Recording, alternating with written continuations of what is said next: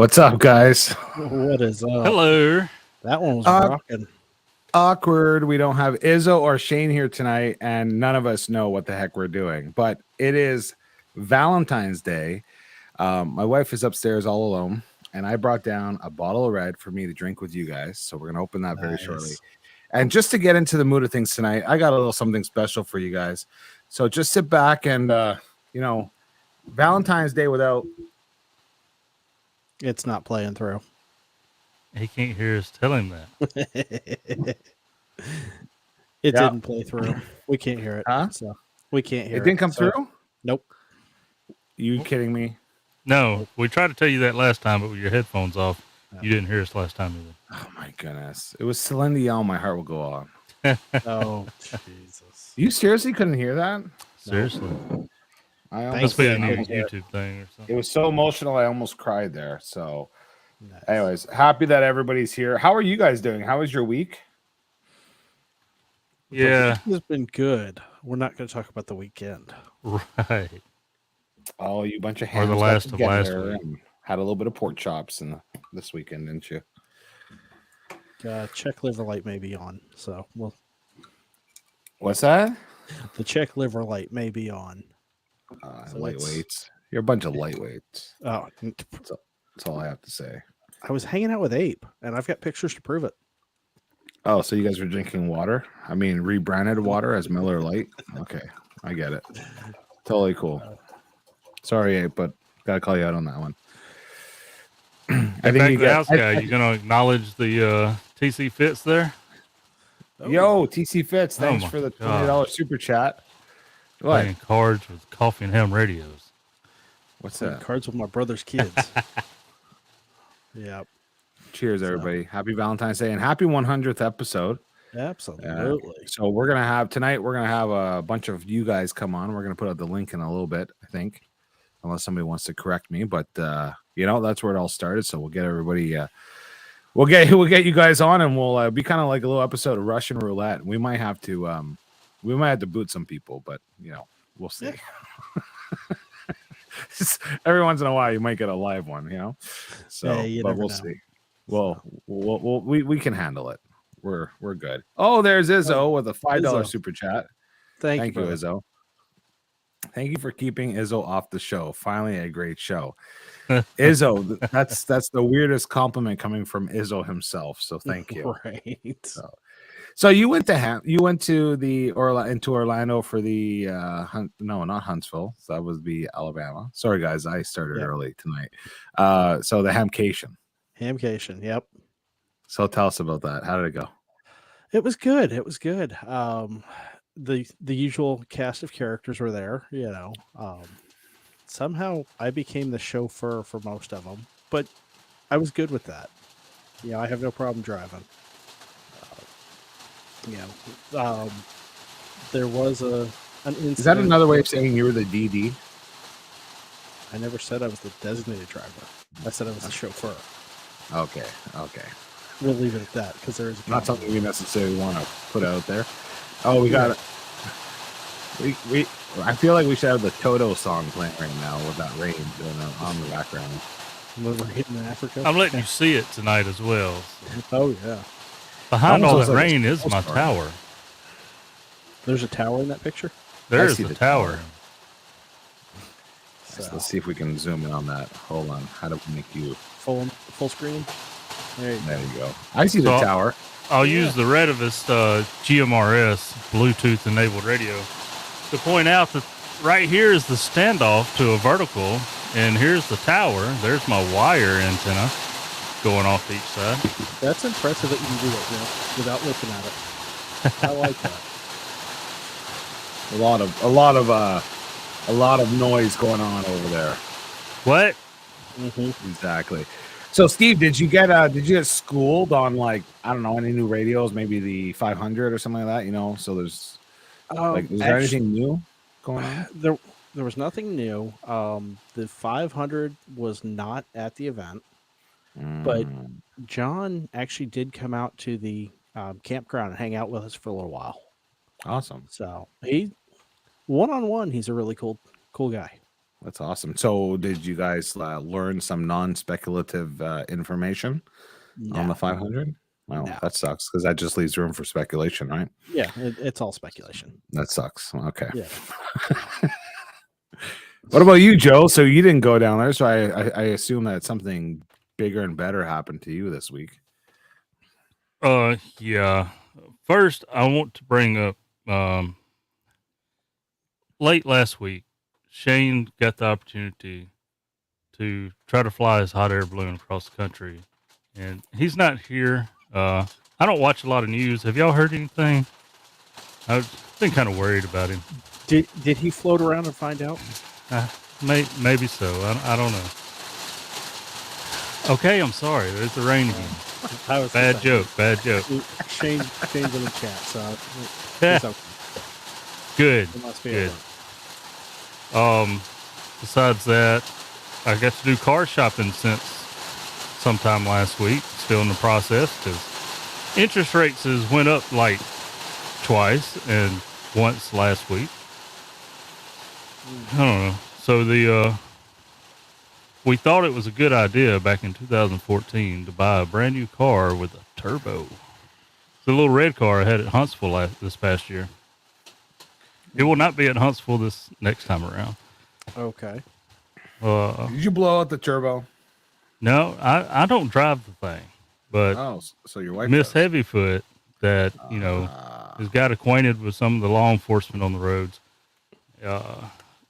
in that car. Does she have the sweet badge Daniel. to get out of that? No. But Does she have the little card that says my husband's a cop, so please let me absolutely not. No. But you know how they do. They come home and they're like, "Hey, something's wrong with the car." It's she's since we bought it, it's been making noises, right? So I try to tell her it's a little plastic piece on top of the motor that covers the motor. Makes it a little pretty. Mm-hmm. It's just got a little rattle to it. There's nothing you can do about it. The factory did it. And then anyway, she comes home last week, or maybe a month ago. She said, "Hey, my car, like I was getting on the interstate and I thought I was going to get run over. It wouldn't go. It's like no power." I'm like, "Ooh, well, did it pick back up?" Yeah. I said, "Okay, you good." I got it, drove it to the Dollar General and back. It's fine. Check engine light, I cleared it off. It's going. It said something about turbo underboost, but I cleared the light. It should be okay, right? And put electrical tape over the light. It's fine. Exactly. But she starts, once a week. I'm like, "So how'd it do?" "Well, it messed up a couple of times, but it's still going, right? You're good." All right. So we decided to take it to the shop. Joe, is your building on fire? It looks like smoke in front of that camera. No. So the camera has heat in night vision mode, and it's just. I say, run! Yeah. Okay, keep going. So yeah, because I tell really long stories, and we got 2 hours, so we're good. Take it to the shop. Guy comes back. It isn't his mechanic that has saved me from spending $600 unnecessarily a few years ago on this car. So, I trust him, and he's a good dude. $4,000 repair. Oof. It sounds like that's a long story. Well, no, the car's current trading value is like 55.5 or 5.5. So. It sounds like a long story just to come to the conclusion that your wife gave you a warning and you didn't listen, and then it got further damaged because of that. So see, before the show, it sounded like you were blaming your wife, but right now, Dr. Dan says that I think Joe Brett has an issue that it's his fault. That's a him problem. So what did she actually break on it? Well, nothing's broke. She didn't. He didn't fix. That's the problem. It's not that she broke it. He didn't fix it. That's always the problem. Yeah. I see. You can't even answer that because it's true. It's always our fault not because they break it, because we didn't fix it. Yeah. It's still drivable. We paid the diagnostics fee, and we're going to bring it back home whenever we get a chance. It's still sitting up there. I mean, she's got something else to drive. It's just not something you don't want to drive a Tahoe 1,000 miles a month. But oof, no. Yeah, and And the mechanic said, hey, it may last another week. It may last a few years. But, he put that scary thing in there. If there's something in the turbo actually deteriorating and lets loose and goes into the motor, well, then that's all she wrote. Game over. Yeah. But I get to talking to locals around here that I know had cars with the same engine, and like one guy that I knew had a turbo replaced in it. And I said, hey, you ain't got that car no more, do you? He said, heck no. I said, well, you got the turbo replaced. I said, do you have any problems after that? He's like, yeah, 2 weeks after the warranty went out on the work. And then it started leaking oil, and then the motor quit. They time that stuff really well. That's for sure. Yeah. But listen, man, if Joe, you're in the back concerned, channel, text, message me the make and model of that car. Okay. I want to make sure it's not the same thing I got sitting in my driveway. It's a 2014 Chevrolet Cruze Eco. Okay. The Eco is the turbo versions. I'm good. Yeah, you're good. listen, Joe Bright, let me give you a little bit of mechanical advice. If COVID taught me anything, it's this. If you're concerned about anything from your turbo going into your engine and ruining it, all it takes is a little bit of spandex and a coffee filter. Oh, yeah? Because I'm telling you, it's dead serious. That's enough to stop deadly viruses through the worst pandemic in history. You ever see that? People making those homemade masks? It'll save your engine. Spandex. Just put a piece of spandex or a coffee filter in the pipe. That's all you have to do. Pantyhose won't work? Listen, they were using used underwear as well, so I'm sure that would work too. You guys ever see that? Those people who made... I remember going to church one time. I want that disclaimer from my radio show in the morning. I'm dead serious. I went to church one time. They're giving out free masks, and some lady at the church would made them, right? And so it's like this, like, just fancy clothes. Well, you go to the fabric store and you buy it. And I'm like looking at it because I didn't bring a mask because I didn't wear them anyways. And it's like a little pocket. So I open the pocket and I pull out what's inside. And I swear to God, it's a full up piece of coffee filter. You know the coffee filters you put in the top of the hopper there? Mm-hmm. Yeah, that's what it is. I'm like, wow. They should have started this day one. We would have never had this shut down for 2 years. Coffee filter saved the day. I was going to say, serious. Just drink the coffee and you'll be fine. Exactly. Just ask Good Game. You know, somebody dropped a box of coffee on his tabletop at Hamcation. So I saw Kyle before. He said, hold on a second here. Dr. Dan, LOL. My friends used to call me Dr. Plumber because I was going to school in health sciences I wanted to be a pediatric oncologist, and I had the crack of a plumber. So they used to call me Dr. Plumber. So that was my nickname until a couple of years ago. Now they just call me asshole. I was going to say, we may have to bring that back. Dr. Plumber, huh? I got a lot of names. The tricycle bandit. Yeah, tricycle bandit. Oh, now we're going down memory lane from the last 100 episode. Let's talk about episode 32. Maybe we should bring up some clips from episode 32. You don't have them ready. Oh, we have an hour and 45 minutes to get them ready. Right. I think Shane said he was going to put together like a little video of clips from the last. A little montage. A montage. Yeah, I'm going to say it's not ready yet. Just like the stickers probably hadn't been sent out to the last winner yet. Really? Probably.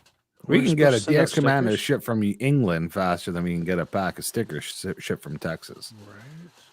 That's unfortunate. So, how's everybody in the chat doing tonight?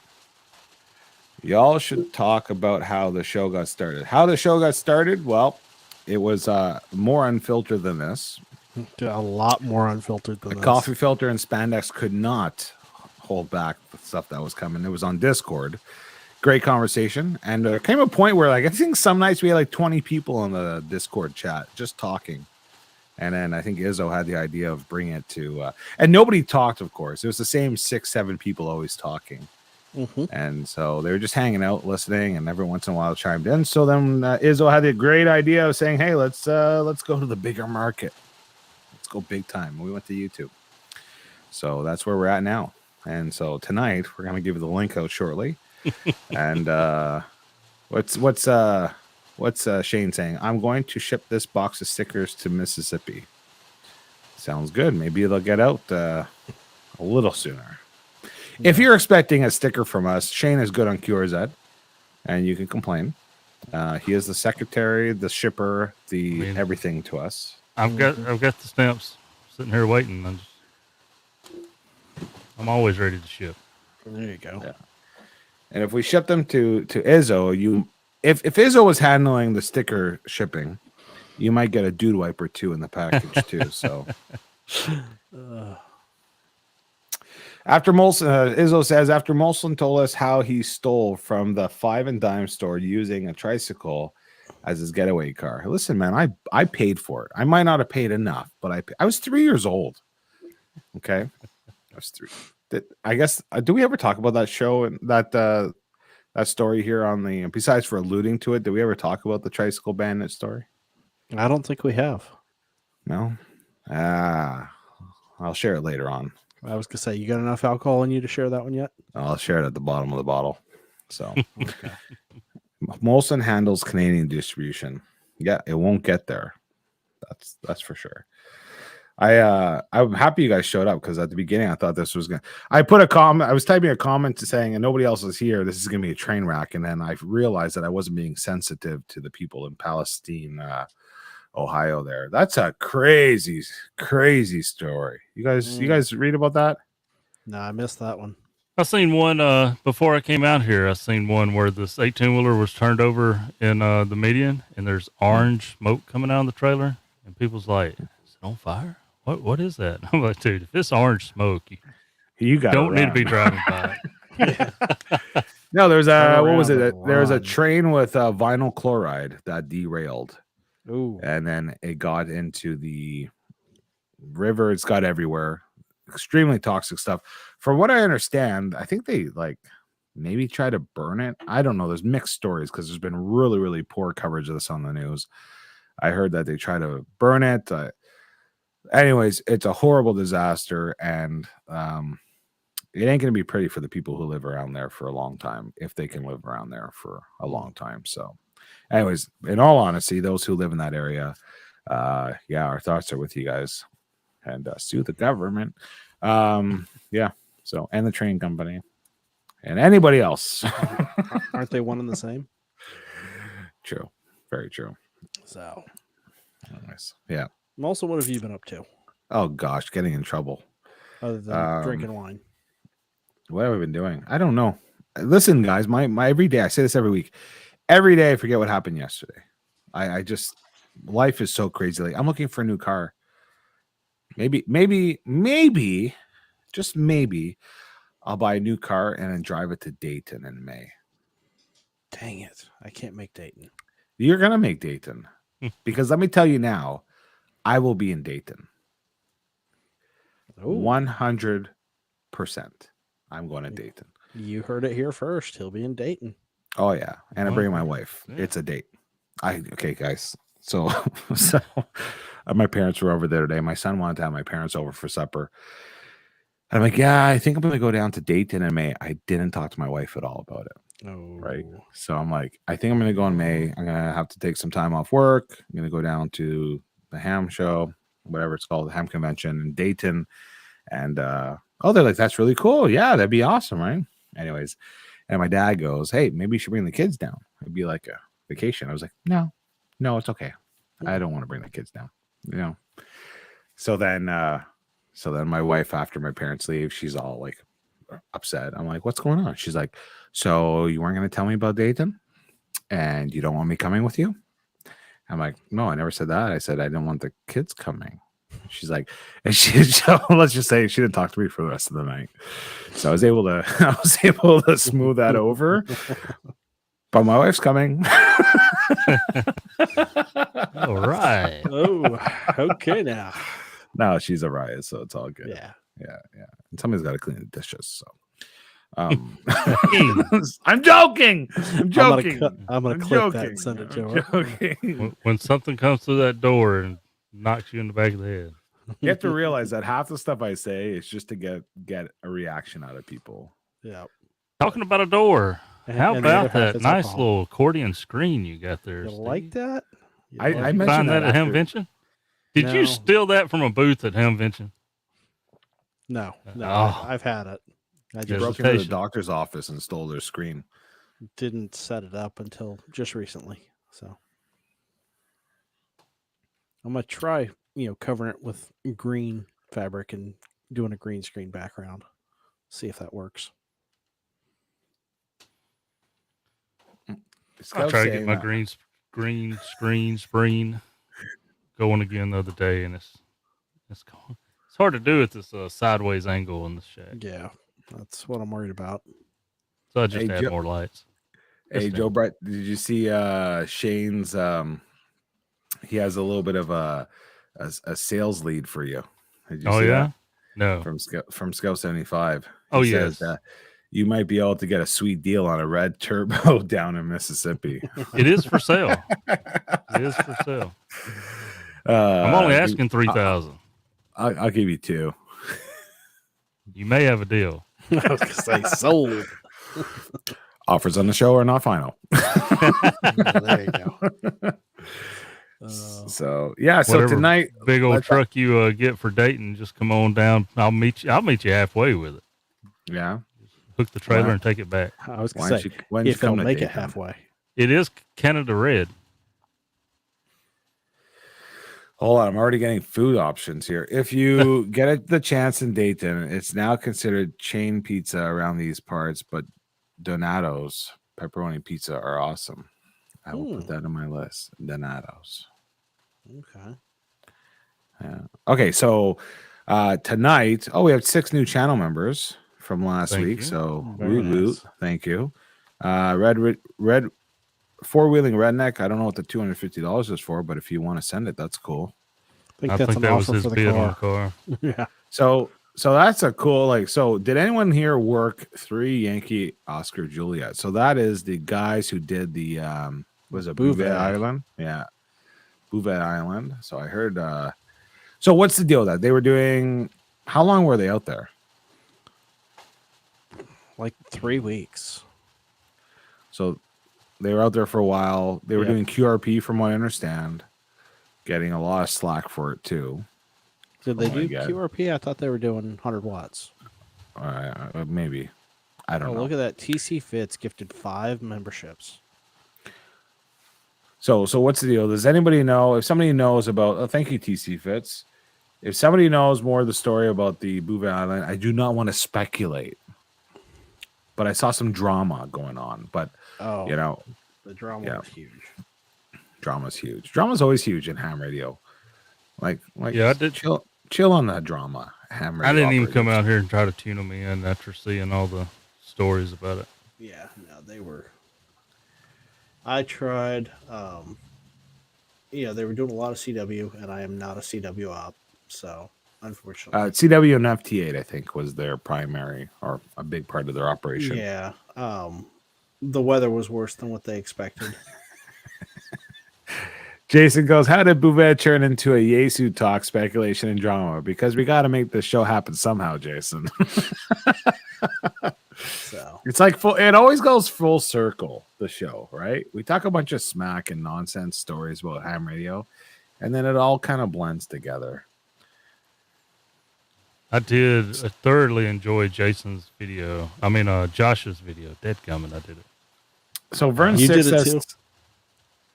Vern 6 says some Ars Hat was playing WAP, which that's the abbreviation. Wet Donkey Kitten is the other politically correct term to write that. You can, on the air to jam them. So, yeah. Yeah, I'm really tempted to just say what it is, but I'm not going to. They had issues getting equipment on shore, and the weather really took them out.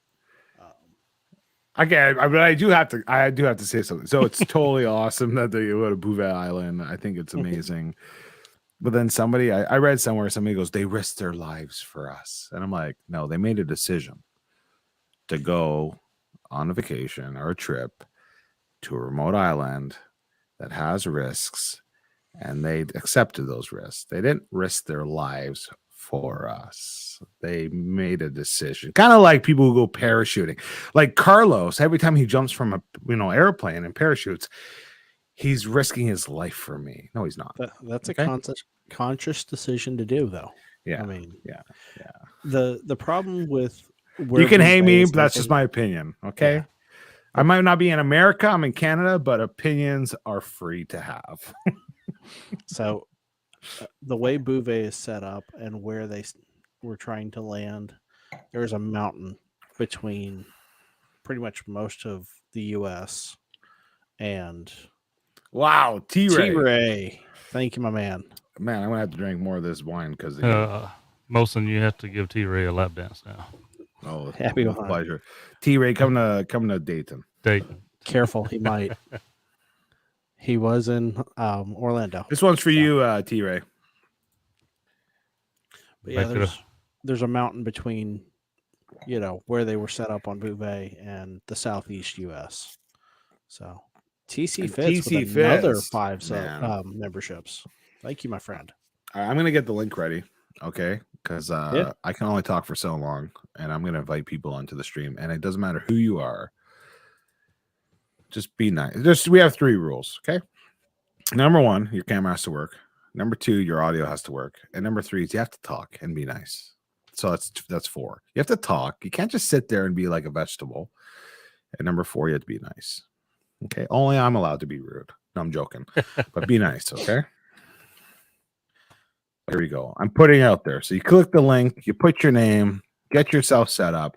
We are only able to have 10 people on the stream at a time, which includes us 3. So which means we can have 7 guests. So you might not be able to get in, but when you see somebody drop, join. Yep. All right. So, Hey, look, first one's here. Yes, it is. What's Ben, up, how we Ben? doing? Finger on the trigger, man. You know how hard it is to get on this show? Whoa! We got a bidding war. Hang on. Vern. Thank you, Vern. Thank you, man. I got to top this up again for Vern. You guys are twisting my arm.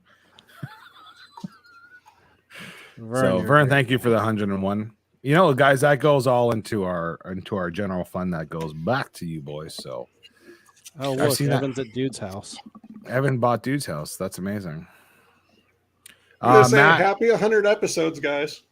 Thank you. Hold on a second. Matt, Kilo 9 Echo India, your camera's not on, so you got to rectify that with the rectifier. Freaking A, who let Sam in? Hey, Sam, how are you? What's up? Jody, don't talk like that. Hey, Matt. Yeah, you're in there, Matt. Hey, what's up? How we doing? Yeah, quit taking $2 sips of that stuff, Molson. Come on, get with it. How y'all doing tonight? Joe, I only you gotta bought reach 3 for the 10 bottles. cup, Okay. With Hello, donations Matt. like We're doing good. How are you? I went with this stuff. that. Oh, Can't see what's in mine. So this is an Alcoholics Anonymous stream disguised as ham radio. I was gonna say, alcoholics with a radio problem. I kind of feel like I have the same. I have the same haircut as most of us here. So Yeah. You fit right in. I'm fitting right in. It's part of the hobby. That's the The radiation, the Yeah. electromagnetic radiation. when you're Tends an to go right awesome over me. when you're an awesome ham, you have no hair. Just sorry, Ben and Evan. It happens. Hey, I'm working on it, guys. I'm working on it. So Ben, as you were saying, You know, I've been trying to get Shane to let me on here for a while. And it comes to me just jumping in on the 100th episode to give you guys a little crap. And now here I am on the show. You had to do it while See? Shane was gone. There you go. had to do it while Shane was gone. That's the That key. was the key. It's for your own protection, Ben. Sure. You ever seen Shane riled up? It ain't pretty. That guy alone. Matt, we just That left the guy door wide alone. open. Russia Hey, thinks they can towel, take dude. out the U.S. military. Shane alone can take out the U.S. military when he gets mad. I'm telling you that. You see that guy chase a little raccoon in Mexico? No, I haven't seen that, but I have things that make that chase not eventful. Okay. All right. I used to actually do nuisance animal trapping back home. So I got rid of raccoons, possums, you name it. There you go. You know what I've been seeing a lot on TikTok lately? Yes, TikTok teaches us so much. Is these people who will take hay or they'll scoop the ground and they have like a fleet of dogs and these rats they get exposed. Did you see that? You guys ever seen that? And they just go crazy attacking these massive rats. I gotta find the video and share it with you guys. It's insane. What's up, Ed? Hey guys, what's Hi, up? Ed. Sorry, I got to take a phone call. I'll be right back. All right, dude. Sure. Bye. Hey, Man, we feel like sloppy seconds. I'll tell you that one. Man. So, Matt, you were on last week. Anything Yes. new? Evan. I was on last week too. Evan, you were on last week? Yeah, I was with Matt because he looks Yeah. familiar. Yeah. Yeah. Well, I Was think I I on- came on last week. Was I on the show last week? I was. no, we working did a on little that. chatting in the the Discord, I think. That's Who it. was here, Steve? I don't remember. I know because we talked about VE. We talked about It was extra in April. Yeah. Did you just wake up out of a coma? Because I think that was like 6 months ago, Evan. No, that was last week. I'm dead. Well, yeah, that's how it would be if you wake up out of a coma. I'm just telling you now. I mean, Evan, not you that- got a serious. I don't delay on remember your him being on the show last video. week. That's crazy. I don't know. Yeah, I know. I don't know what's going on. I gotta go check this out. I've You been guys keep trying going. to fix It's it. cool. It's like those cheap little Sundance movies where the audio doesn't match the. That's It the hurts. worst. It's okay. They're awesome.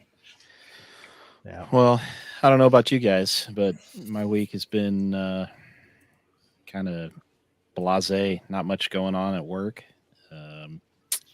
Just playing around a little bit, and I got started on my my transformers here for Okay. the antennas that I'm building for the extra by end of April program here. Nice. So Nice. I just started wrapping some toroids. There you go. Yeah, and Oh crap! So- Evan was on last week.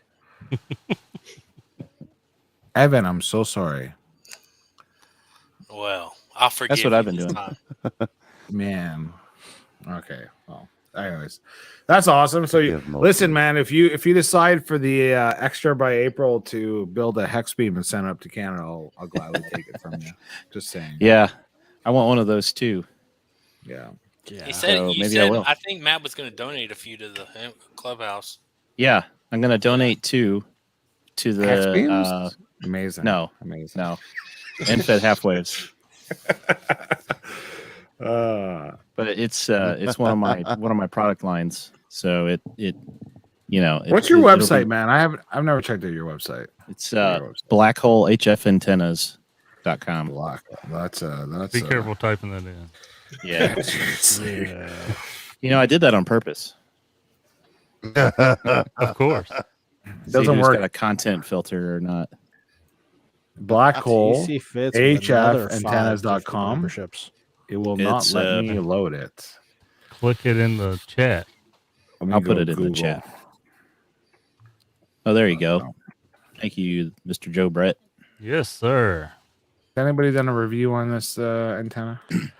I have actually Don't think have so. one of the guys here locally that has one of those. Really? I should order one and do my Really? first review video. Yeah, because I remember seeing it on the wire winder that you use is a extension cord winder. So you have Actually, one Yes, Daniel antenna? doing That's a, right. Mhm. Actually, Daniel doing a tensile strength with the Zamboni. Listen, you don't want me to do a review. You could have the best antenna in the world, and I'll still just say it's shit. Just to piss people off. I Well, think Ed yeah, was yeah. on last week too, Dan. He was. I remember Ed. Oh, yes. Evan, that's why I feel so bad because I remember was. Ed. I remember Matt. I Yeah. don't remember you. I'm so sorry. And you're That's like, all what? right. You've been It's with line us the talking. longest, man. You've been Yeah, with I've us been the with y'all longest. since day one. That's right. Just a quick update on the site. Right now, I'm not really accepting any orders because I'm still prepping for the new version of antenna that I was just gonna say, like, out of stock and discontinued, man. That's Yeah. not a good start. So I discontinued version 1, and now I'm gonna start producing version 2.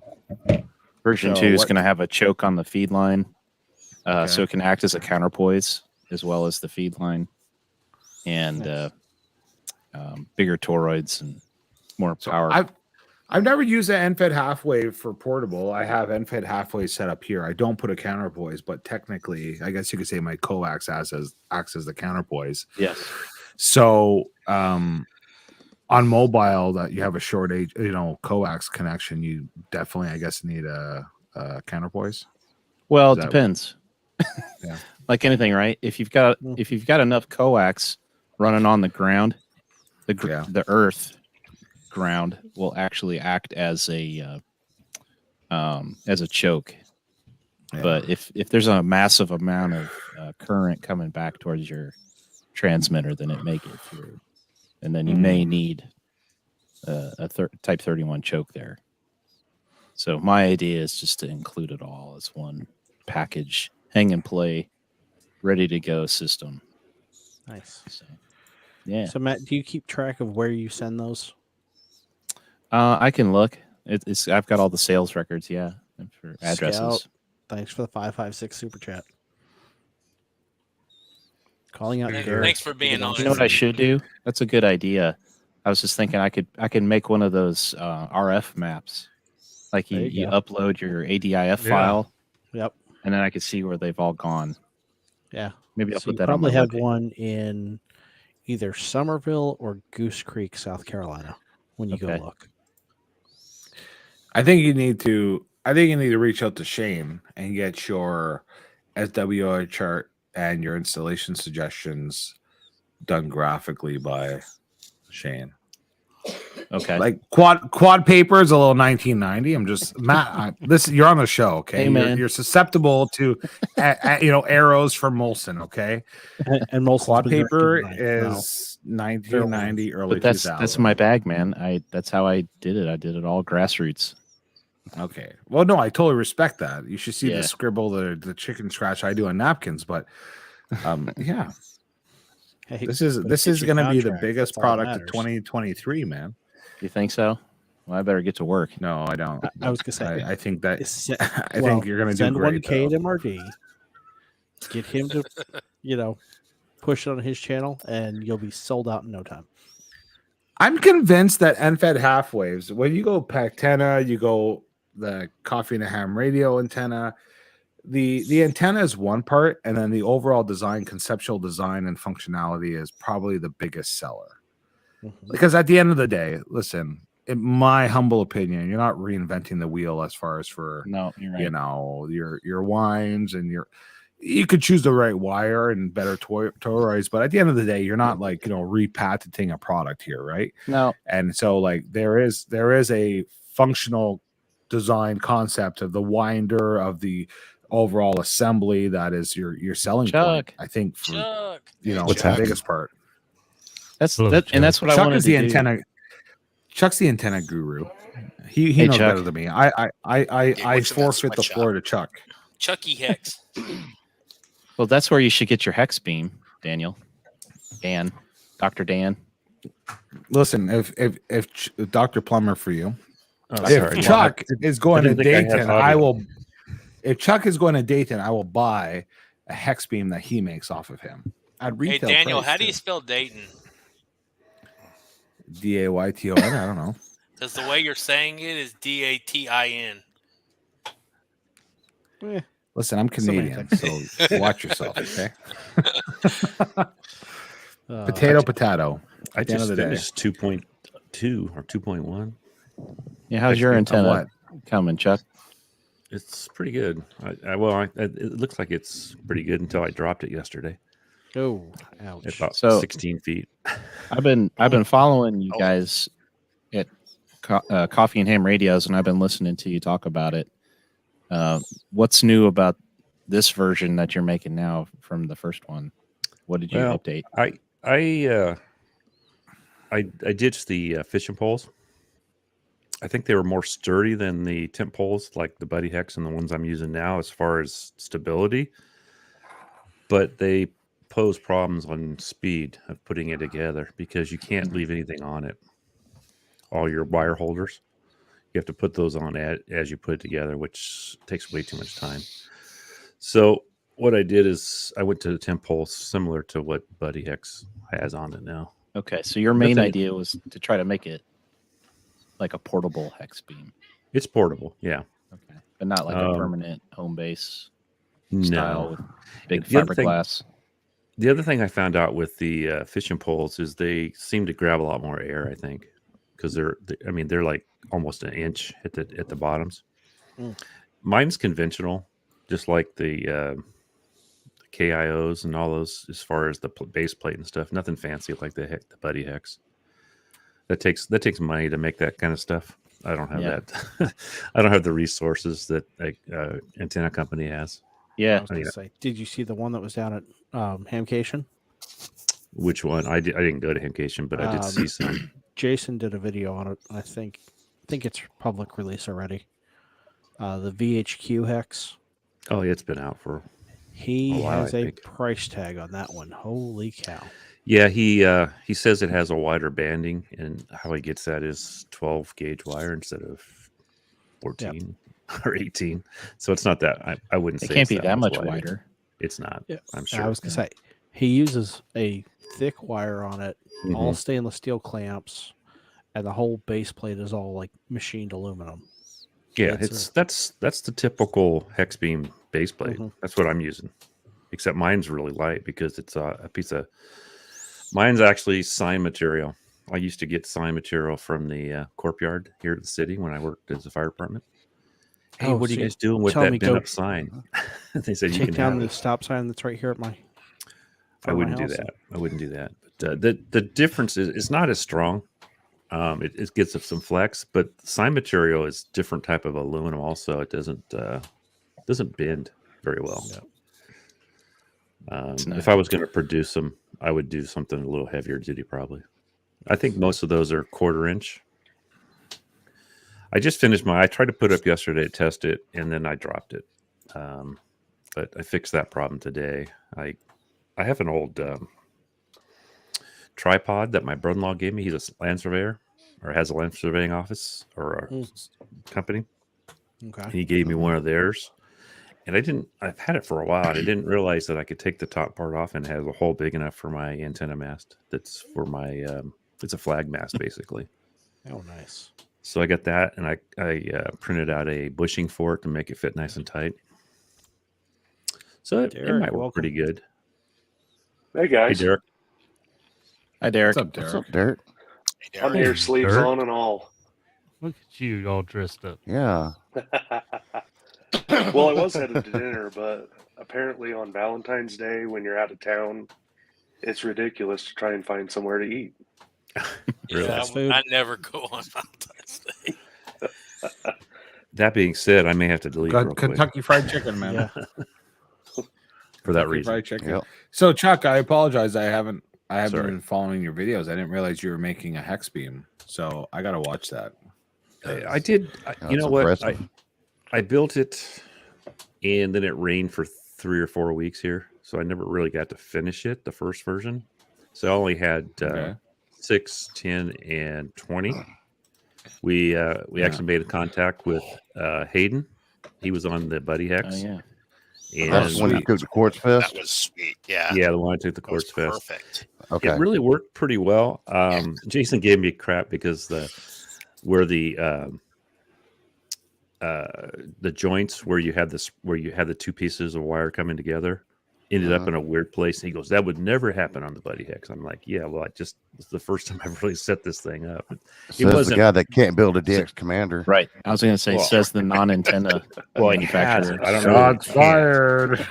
But I'm sure the Buddy Hex had multiple hours in it before he got his. So, in mine now, it's perfect. I've figured all that. Well, I had it figured out, but it did. I set it up by myself really quick one day, and well, not real quick because of the way you had to put it together. The fishing poles just weren't. They're a good idea if you're going to leave it up. If they were, if you painted them and all that stuff, you would probably want better ones than the ones I bought, and that's what I said in my video. The ones I bought, 2 of them I think were different than all the others, and that messed me up also. So, You know what fishing poles are good for? Are these like too Fishing. flexible? Like, how do they stand up to the Fishing. wind? which one's the fishing poles? Yeah, the fishing poles, like, because they, you would see them being a little more flexible than they would like as far as the tent poles. Actually, I think they're better than the tent poles. To tell you the Really? truth. Okay. Yeah. because they're 1 inch at the bottom, and I buy 7 meter, and I only use like 10, 11 feet of it, so I'm not using the real ends of it, and that's why I buy the 7 meter, the 7.2 meter ones, because I didn't want to use the ends. Oh, gotcha. But Okay, that makes sense. But if you're setting it up all the time, like a buddy hex or something, it was after I did it, it's like, this takes way too long. So How did you keep the fishing poles from collapsing on themselves? When you put them on tension, they don't really collapse. So you do the twist lock when they're thing. bent. Yeah, you know, that keeps them. If you notice, if you do a vertical like the DX Commander, they want to fall down a lot if you don't do anything to them, because there's no tension on it. But if you keep tension on it, I didn't have any problems. I also didn't have problems with my Moxon, and my Moxon, both of them actually. Bingo. Yeah, there you go, bingo. They both set out there in Arizona with probably 30 or 40 mile an hour winds, and I expected to see my Moxon on the ground, and it just held up. It was, and I'll tell you, I dropped mine from 16 feet, and the tent poles held up. So nice. Okay. One of the other parts didn't. Or for anybody new, Chuck, in the chat, please, every time Chuck says Moxon, you take a shot. Yeah. Just saying. Oh gosh, I gotta catch up. I still like them. So Moxon, Chuck, what? To tell you the truth. Sorry about that. That's all right. What I noticed is, like, you know, you said the comment before that Hexbeam has more time, or I guess maybe resources to do R&D. And what I find fantastic is that a lot of times as hobbyists, no offense to companies, but as hobbyists, we conquer R&D departments and complaint departments on Facebook and QRZ by, you know, just hanging out with friends, right? Like, think about it. You designed the hex beam, you tried it, you modified it. Jason was your Facebook complaint department about the why, you know, where it hooks up. And at the end of the day, you're probably going to come up with a fantastic product you can market and retail. You know, the day that I did set it up here, I didn't have the same problem that Jason was talking about, but I did notice I have an extra wire or a rope or paracord that goes across to make things stiffer, and it was too long, so I know something wasn't right someplace. It was just a matter of, it was so windy down there, I didn't want to spend a lot of time with it, and it worked. I mean, it showed. Chuck, my pro. Sorry, go ahead. Yeah, go ahead. Finish. Go ahead. My problem is, like I've talked about it forever, I should just pull the trigger and buy it. I want a hex beam, but I want to have 40 as well. And so, like, once you expand, like, you can get those expansion packs. It's like it brings the price from, like, you know, a respectable price to, whoa, this is huge. But to me, 20 and 40 is my gig, right? I got to do those two. They are the money bands. Like, yeah. And I don't know about money. I lose money with 20 and 40. Okay, but I don't know if any of those kits are actually more than just a dipole. Are they like, it's a 2 element for 20 and down and up? I don't know about the 40. I think somebody was doing a linear loaded one. I'll be honest with you. Sure. For somebody who's so enthusiastic about buying a hex beam, I've done next to no research on it. Like, I'm a consumer, right? Like, on this level here, I'll admit it. I look at the product and I'm like, that seems expensive, or that seems like a decent price. I have done next to no research on it. I just know I want to have 20 and 40. That's it. And I look at the price tag. So I'll never claim to be an expert. Just get a stepper. For all the work it takes to build a hex beam, I don't blame Buddy Hex for what they sell it for. It's a lot of work, a lot of R&D. What do they sell for? See, I've never even looked at them because I always was I think it's 600 or 650 with a case. I was gonna say it comes out to like 1,500 with the Masterworks system. Oh well, that thing's the Masterworks is because that's badass. But does that have 40? Does that have 40? No, and that's not a permanent setup either. Yeah, I don't think. We'll just wait till Valentine comes out with one. Hey guys, I'll let somebody else come in. Happy 100. Thanks, Evan. Hey, thanks for Evan. dropping by. All right, man. Yes. I might not always see you, Evan, but I appreciate you. Suck it up. Listen, you live in a big house. You got lost in there. I don't live in a big house. Big It house. sure looks like it okay. behind you. I've had that house before, actually, myself, to tell you the truth. I Yeah, think that's every YouTuber that's a has. picture that's on StreamYard. Yeah. Okay, now it explains it. Very good. You didn't have to tell him that. You lied and said that's your house. Come on. Yeah, Well, well, you know. I play the piano. You know. Yeah. Exactly. By the way, I forgot to share with you guys. One thing I did do this weekend is I built my first web page. Wow. And I built a web page for an orphanage home. Unfortunately, it has no homepage. That's funny. My son told me that at supper. I couldn't stop laughing. I'm sorry. I know it's callous, but there you go. That's my dad joke. I won't tell you what my daughter's dad joke was because it was brutal. Brutal. Dad joke on my calendar. Dad jokes. It's, Put it in Discord, man. Just put it in Discord. Oh, it's bad.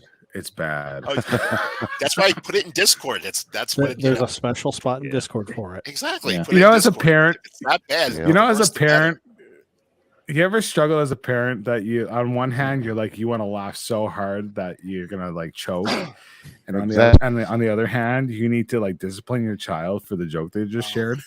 No. I was in that that guy. predicament at Okay. supper time. Well, And my son too. I was like, "Where are you guys? What are you guys watching? What are you guys watching that you're coming up with these jokes?" Right? The club. Right. we do the same. Well, we kind of do the same thing with language. So I've got a 7 and a 5-year-old, and sometimes they'll use the inappropriate language like correctly, like really good. Oh boy. And you're like, yeah, that was real good. You get that pass, but here, don't say that around your grandparents, You're in trouble. or you're in trouble. Yeah. Right. Yeah. So, Molson, what are you Unfortunately, looking I'm for a past that. hex beam My kids for? are older, so Oh, sorry. if they use inappropriate language, I can, what are you gonna do? Right. Yeah. Hex beam. I want to have a permanent install as a hex beam. My buddy, two of my friends around here have hex beams. And you know what they swear, like, and I've always talked about this before, but they swear, don't buy this brand because in the ice storms you're gonna be, having major issues. And one guy swears that they'll last anything. And I used it at summer field day 2 years ago, and I just love the directionality. Like I know that it's not perfect, but it was just amazing to just churn the beam, and I really enjoyed its performance. But here's what, like I said before on other things. You can only compare it to things you know, right? Right. So, like a lot of times people say, oh, this is the best antenna. You only compare it to what you know. So for me, I know dipole, I know end-fed half waves. And I've experienced using a hex beam. And so like Steve has had the opportunity to use his step IR. So to him, he might consider what I think is the next step up as a subpar antenna, but I'm comparing to what I know. So anything that's better is an improvement, right? So it's like people who can afford a Lamborghini and people who can afford a Toyota Yaris, right? If you have the Yaris budget, if you buy your first Beamer, you're like, this is amazing, right? And if you are used to buying the G-Wagons, you think a Yaris is crap. So it's all perspective, right? So for me, I know end-feds and dipoles. So somebody's going to probably say you're an idiot for wanting a hex beam. I want a hex beam. Hex beams I think they're better in like places like where I live where you don't get snow. But I think you can probably make them. I wouldn't buy a buddy hex for what you want. It's not made for that. Are you gonna do contesting or just like general kind of point and play? General contacts, but like I want to start to aim in. Like I always get the same countries, right? I get pretty good coverage. I get pretty good coverage. I get Brazil, Argentina, Venezuela. I get Europe pretty well. And I don't get a lot of West Coast Canada, but in the States, I get from California right across. So for end-fed half-waves, the way I have it set up as a flat top, my spread is pretty, it's everywhere. But I want to start to target specific areas and have more directionality is what I want to have. So you're looking for a rotator for your hex beam there for Molson? Like if you put a hex beam up, do you just rotate using a rotator? Yeah, for sure. Yeah, okay. And we looked at that too on one of the Clubhouse shows. We did it live, kind of tearing apart one of the products that would, in my opinion, is overpriced. I would be happy to just go with the Yaesu rotator. Just they're pretty fast, actually.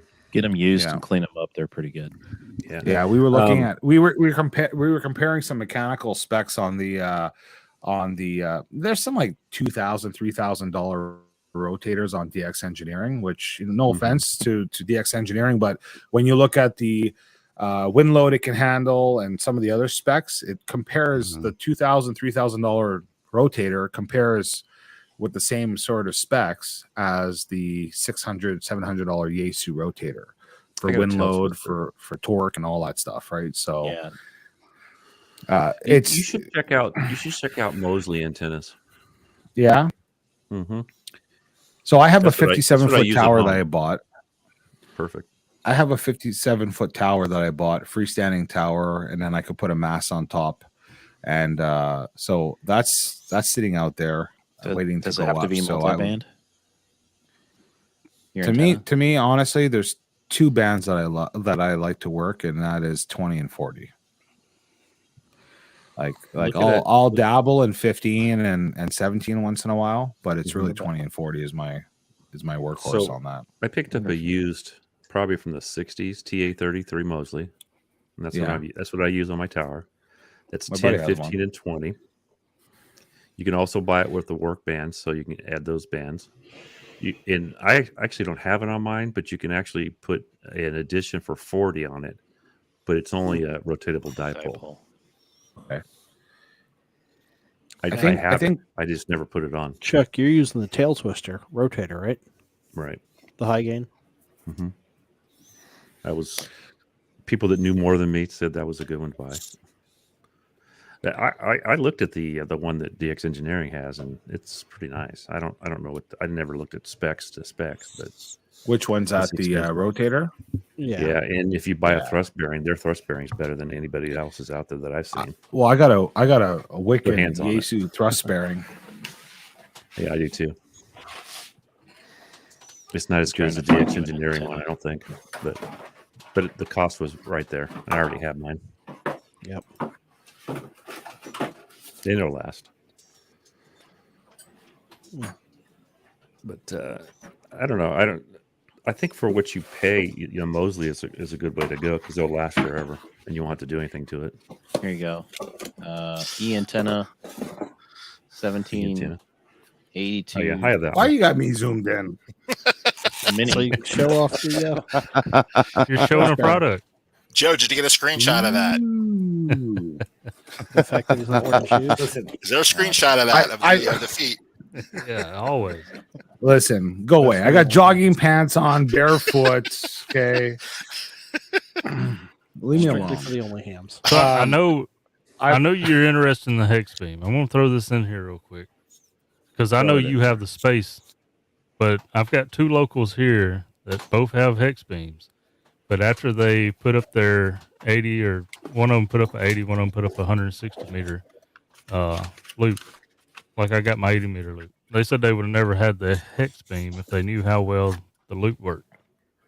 So you might do both. Anybody read totally different antennas?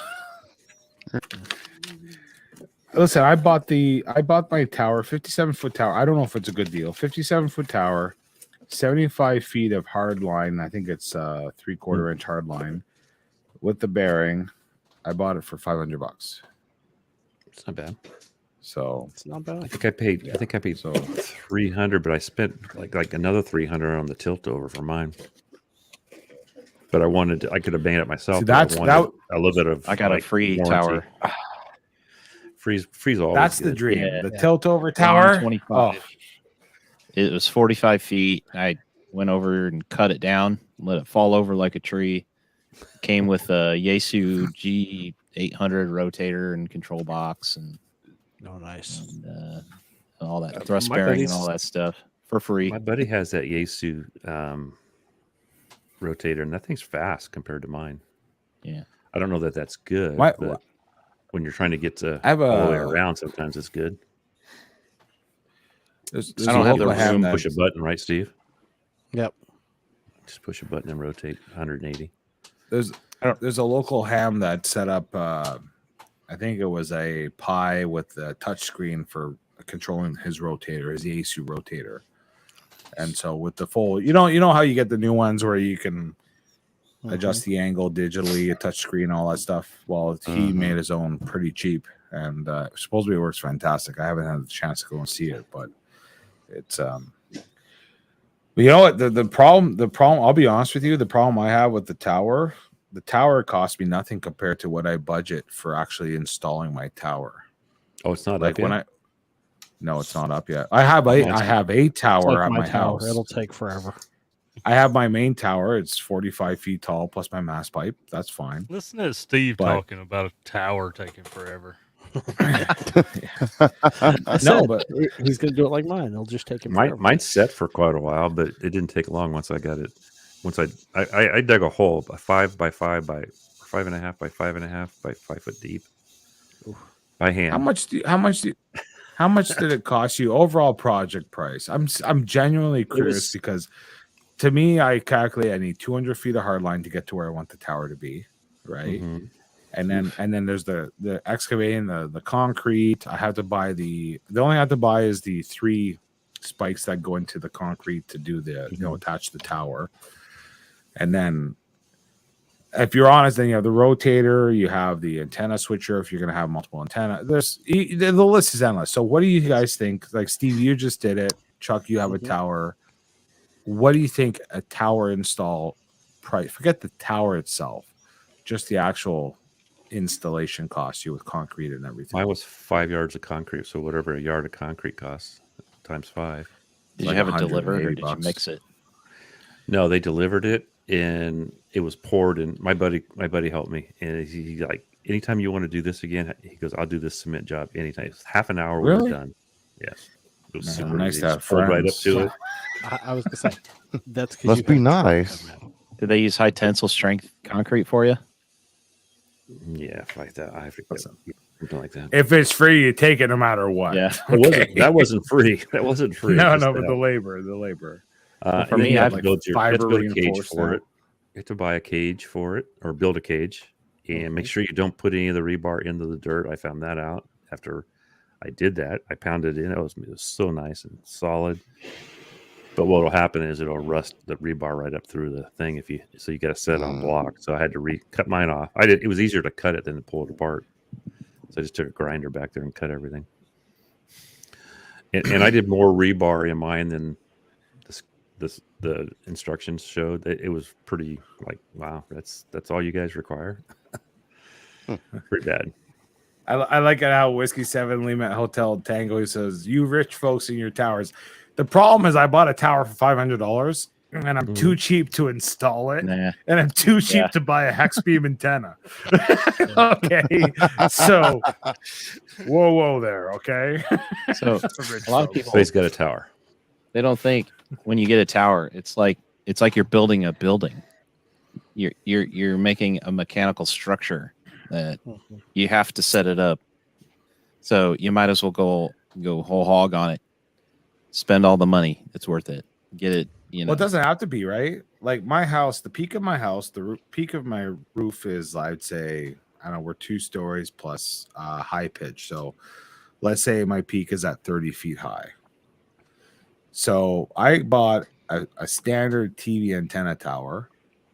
I was too cheap to put concrete in ground, so I cut the tower so that the 3 spikes would go right to the ground. Yeah, it's going to rot. That's fine, but it only cost me like $120 to buy the tower used. So I'll just replace it in 20 years when it rots. I secured it. I made custom brackets to secure it to the ridge, and I made some bracing in the middle, and it goes up. You can go 20 feet above your roof line before you have to add any sort of guy wires is the spec up here. So you can go 50 feet with $150, $180, whatever. You can sometimes find those TV antenna towers for free. They're begging you to take it because they're too lazy to take it to the scrapyard. And so there's you don't have to spend a lot of money to get a tower, especially if it's close to the house. Right. It takes no coax to get in there. The problem is that I got it. Listen, honestly, there's a silent key. His wife auctioned all her stuff off. Our club was responsible to sell it. So there's a tower with hardline. I bought it for $500, and if it helps her out, great. It's a kind of a good deal, especially in Canada, because you guys in the States, you have all kinds of bargains, and that's the hard part about. We have one amateur radio store in Canada, which is out of Toronto, which it's cheaper for me to bring product in from New York to here than to buy from Toronto, because we don't pay any duties or taxes on amateur radio coming to Canada. So it's cheaper for me to buy it from the States. Besides for that, you can't buy anything. But meanwhile, like the hex beam, like Chuck wants to, like he did. I love to build a hex beam. You know what the problem is? I can't buy fiberglass pipe, a mass, or I can't buy the tubing. The only place I can find it is in the States at McMaster Car. Yeah, right? At McMaster Car, you can buy all the pipes that fit into each other perfectly to do it. I can't. You know what I have to look? I look it up here. Systems. I find, that's coming from the States again. But here, if I want to buy, just stock fiberglass piping to do a hex beam, my own hex beam. Number one, it's about 4 times the price that you can buy at McMaster Car, and you have to buy it from some company that makes special safety railings for huge industrial complexes, and they don't want to even bother sell it to you, right? So, like, you guys have more resources than us. And so, anyways, I bought this antenna, and it's been sitting on the ground wrapped in plastic because I'm too cheap of a bastard to install it. That's the honest truth. I got 4 kids. I got 4 kids in a house and a wife. Like, amateur radio costs money. Yeah, I hear you, man. Yeah, it does. Yeah, it does. All right, guys, I'm going to have to bolt because I have to take my youngest home. So, there you go, kids again. Yeah, kids. First the phone calls. Thanks for phone calls and the kids. Good Take seeing care, you. Ed. Thanks for being on, All man. right, guys. Thanks very much. Good evening, Congratulations on the 100th episode. I'll be listening in. So, all right. See you. Thank you. See everybody 73. You see, Jemmy goes, you can get cash for your kids. Yes, you Yeah. could. Yeah. Cash. Yeah. But I hear Epstein's not around to give the best deals. So, We don't touch the Clinton Foundation for that. Doctor, please, no. To tell you the truth, if you're going to make your own hex beam, go to that site that I list, how to make your own hex beam. Buy the stuff from Max Gain. Buy the kit. It's really not that much more. I spent $88 on tent poles. And I think you can buy the Max Gain kit for like around 100 and something bucks, right? Mm-hmm. 150. And then all the specs in those instructions will be right. Versus, I'm making my own specs because everything's a little bit different. was that the But the Max Gain? Was that the one you guys suggested to me? Yeah, I think Max Gain. Mm-hmm. That's what He Matt sells the whole said, kit. right? Yeah, they sell the whole kit for it. All the parts. Yeah. Well, all the fiberglass parts. Oh, really? Yes, that's What's right. nice about the hex beam is it's got such good front to back ratio on the antenna directionality. So you barely hear anything from behind the hex beam. So that's what makes it so nice. The guys on hex beams are loud. There's have you guys ever talked to Jimmy from New Mexico? He likes to help everybody with their audio. Just call sign. You know his call sign? Put up the base. Put up the bids. It's something DOB, date of birth on the end of it. TC Fits with another 5 gifted memberships. Wow. TC being Santa. He's getting it done tonight, man. Yep. So, Chuck, if I was to take, it's only $260 for the Max Gain Systems spreader kit, right? Which is pretty good. Wire's a joke. The problem is that they don't have 40. They think that only covers 20. Right. How bad is the tuning on 20 to push to 40? Can you do it? Use it as like a quarter wave or something. Yeah. How long is the element? I'd have to look it up. Like I said, I've done very little research. So So You could probably do it. Probably wouldn't be really. I've never tried it. For one, you could probably modify it so that it, tunes up. I could tell you how to do 40. Yeah, if you wanted to one day. Maybe we'll have to have a little conversation. Yeah. Never mind. Radio Go ahead, Joe Waves Brett. has a 40 hex beam, but it's a shorty 40. MFJ Right. makes one, right?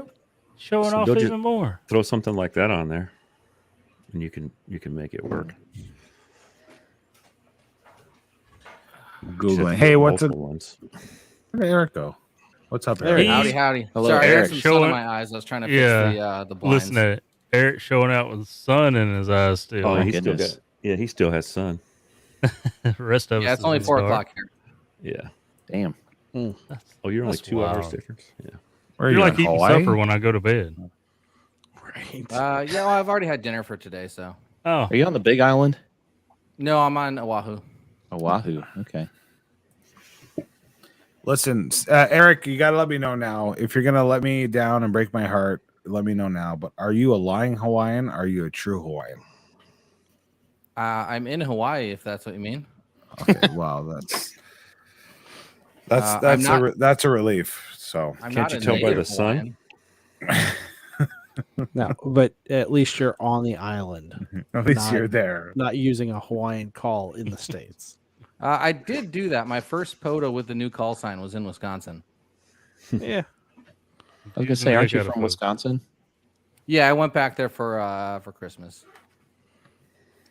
Hey, I don't know what's going on right now because usually Hawaii is easy for me, but the day you had the pile up, I could barely hear you, and Yeah, I you only were, got, like like, talking 5 to or everybody back in the east, like Yeah, I was they were skipping all right over S9. California. And then the other day, the W1 guy, he was in W1AW. W1AW. He was in Hawaii, and I couldn't get that guy, and he was like booming in here though. I got him But on. he was 40. talking, but he was talking to everybody, past me also. Yeah, I 10 got that. meters has been crazy today. Like, well, not even today, just the last couple of weeks. Like, I could hear Africa today. I worked someone in Qatar yesterday. Nice. Ten's What would be- going to be the band here. I mean, it's starting already. I'd love to get there's the Kenyan Amateur Radio Club, and there's a bunch. I'd love to see if we can get one of those guys on our show. Like there are. Well, I was looking it up one day because Carlos and I had a conversation one time on a stream about amateur radio in Africa and different perspectives on it. And so I went and researched, and there is I think it's Uganda or Kenya, and there's 5 countries that are surrounding each other, and they have one common amateur radio sort of whatever you call it, office license, whatever it is. And it'd be really cool to get them on to just kind of because they use it more so for like I know Vern 6, he had talked about they use amateur radio when he was in Guatemala for communication between towns because there was some restrictions doing that. And I was reading about it, and it's more of it appears that it's more of a everyday usage sort of tool that they use in these countries who aren't as developed as ours. We rely so heavily on different communications that have come along in time, and it would be really cool to get people on who are in amateur radio from these countries that we forget are not necessarily always caught up with us in We're gonna have those 2023. guys on Saturday on Car. If you got any Really? questions you want us to ask them, that's what. Abe Who said. do you have on? I don't know. Abe set it up, I guess. Abe says we're having them Saturday. I don't know. Abe's talking out of his backside. Oh, well, you know what? Honestly, I don't know. man. listen. If you guys can get him, that would be fantastic, right? Because I don't. I don't think they I'd be. are, but It'd be. you never know. To me, ham radio is the guys I talk with here, Discord, the assholes on QRZ, and my buddies around the area. No, I'm dead serious, right? But there's a whole world outside of us, right? Where it's not about us, and so there's a whole world, Africa, Southern America, just Cuba. Like remember when Cuba, Alex was helping out when they were having those riots, and Alex was talking with buddies in the States, Whiskey 7 Hotel United. Was having conversations with buddies in the States, talking about what was happening in Cuba, and if people in Cuba happen to be listening and get some news that the government didn't want them to have, they had it, right? There's a whole nother world that in first world countries you don't have to worry about, right? So it'd be cool to hear these stories. It'd be really awesome to hear these stories. So Whatever. I'm just gonna drink another sip of wine, guys. You guys continue. There you go. Question for my Canadian brother. Here, hold on. 45 auto. Question from my Canadian brothers. Are there videos on studying for your Canadian license? No. There's one. So Canadian licenses, honestly, there's one guy out of, I think it's not far from Vince, who published some videos on amateur radio. Otherwise, you literally go on the government. It's the Innovation and Science Canada. It's the government body or office, whatever it's called, and they have study tests for you. And the resources aren't the same as you guys have. So actually, I learned between using that test, watching Jason, a bit of Josh, and actually a lot of you other guys like Chuck and a lot of not necessarily the big players. I watched a lot of your guys' videos about different particular topics. So what I did was I checked out the Innovation Canada website. I started the test. I failed miserably at the beginning, and I would take notes on the different things that I needed to look up. And then I would go to YouTube and I would verify, okay, different topics, the keywords that kind of like Google, and I would come up with a video from Josh, or I come up with a video from Chuck, or I come up with a video from Ape. And some of the guys that are not mainstream, you'd find videos from.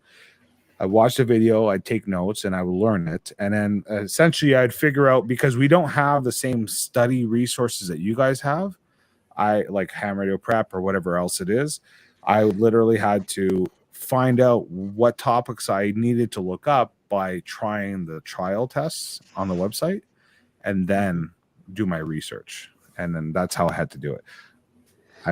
Somebody else might have better resources than me, but that's how I did it. Back in our day, we didn't have that internet stuff. You can use Chat GPT. I used that on a practice extra exam and it passed. Really? Yep. Steve, have you guys figured out how to avoid that issue? Plead the fifth. Oh. I gotta look at that one.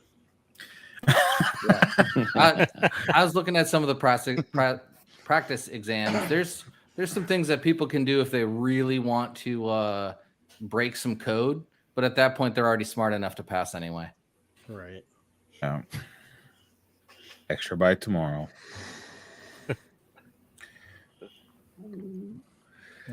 Fun. So Chuck, are you going to Dayton? Yes, I am. Oh, really? So you're gonna meet me, and I'm gonna meet you, hopefully. Sure. Chuck, are you staying at the frat house? At the frat house? No.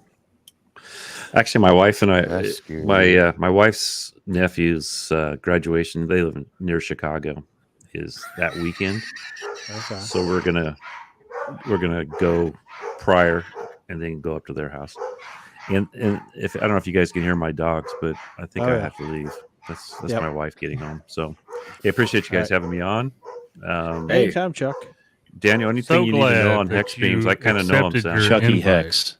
Yeah. Honestly, I'm too lazy to do my own research, so I'm going to utilize you to figure out what I need to know. I've learned a lot. Let me tell you. I'm waiting for you. One thing I learned is don't use a tape measure that gives you inches on one side, and on the other side it gives you inches point something. Okay, those aren't the same. Really? I'm like, wait a minute, that doesn't look like 12 inches. Oh shit! Shoot. So she said. I had to redo some wire because I had it turned over. Hey, I appreciate it, guys. Hey, see you guys thanks for later. coming. I gotta get out of See here. you, Chuck. All right. Once he starts selling his kit, y'all better let me have a good one, Chuck. The shipping out there will be ridiculous. It was $125 to try and get a ham stick sent here. Wow. Really? Oh my God. Yeah. Well, at least on Gigaparts. I use DX Engineering now, and it's a bit cheaper. Listen, in 2023, wow, we have Alex came over on old 55-gallon drums costing nothing from Cuba to America. They can figure out cheaper shipping to send a ham stick. No, some of the Hawaii stuff is than cheaper $150. if you just buy a plane ticket for your stuff. Really? So when I needed batteries, it was so hard to find batteries. I bought some, went home for Christmas, and flew back with them on my carry-on. I was gonna say that's a different story. How much did you stock up on while you was back at home for the holiday? 12 amp hours.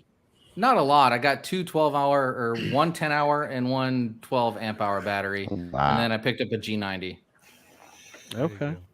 Hey, Eric, listen, Eric, I got an honest question. Before I came on, I was on TikTok and Hawaii 5-0 was on. Is life like Hawaii 5-0 or is it just like any other place? A little too young for that one. I'm not sure. What about no, sorry, it wasn't that. What was it? Shoot, is that NCIS? Oh shit, I gotta call my. I gotta have to ask my wife.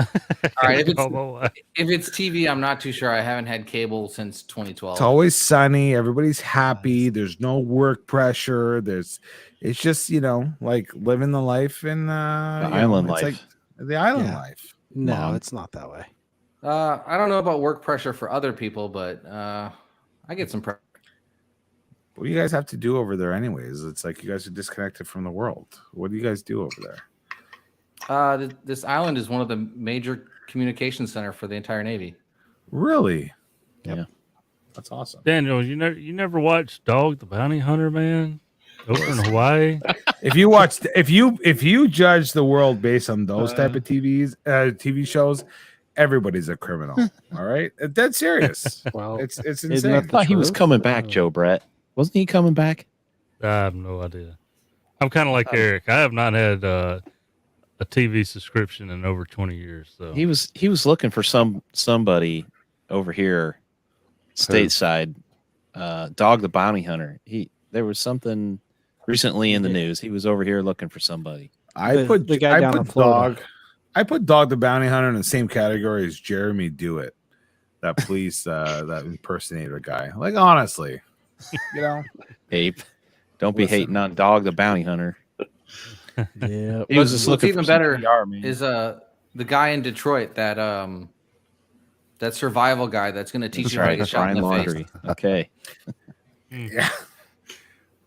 The economy of the economy of Hawaii based on two things: tourism and military.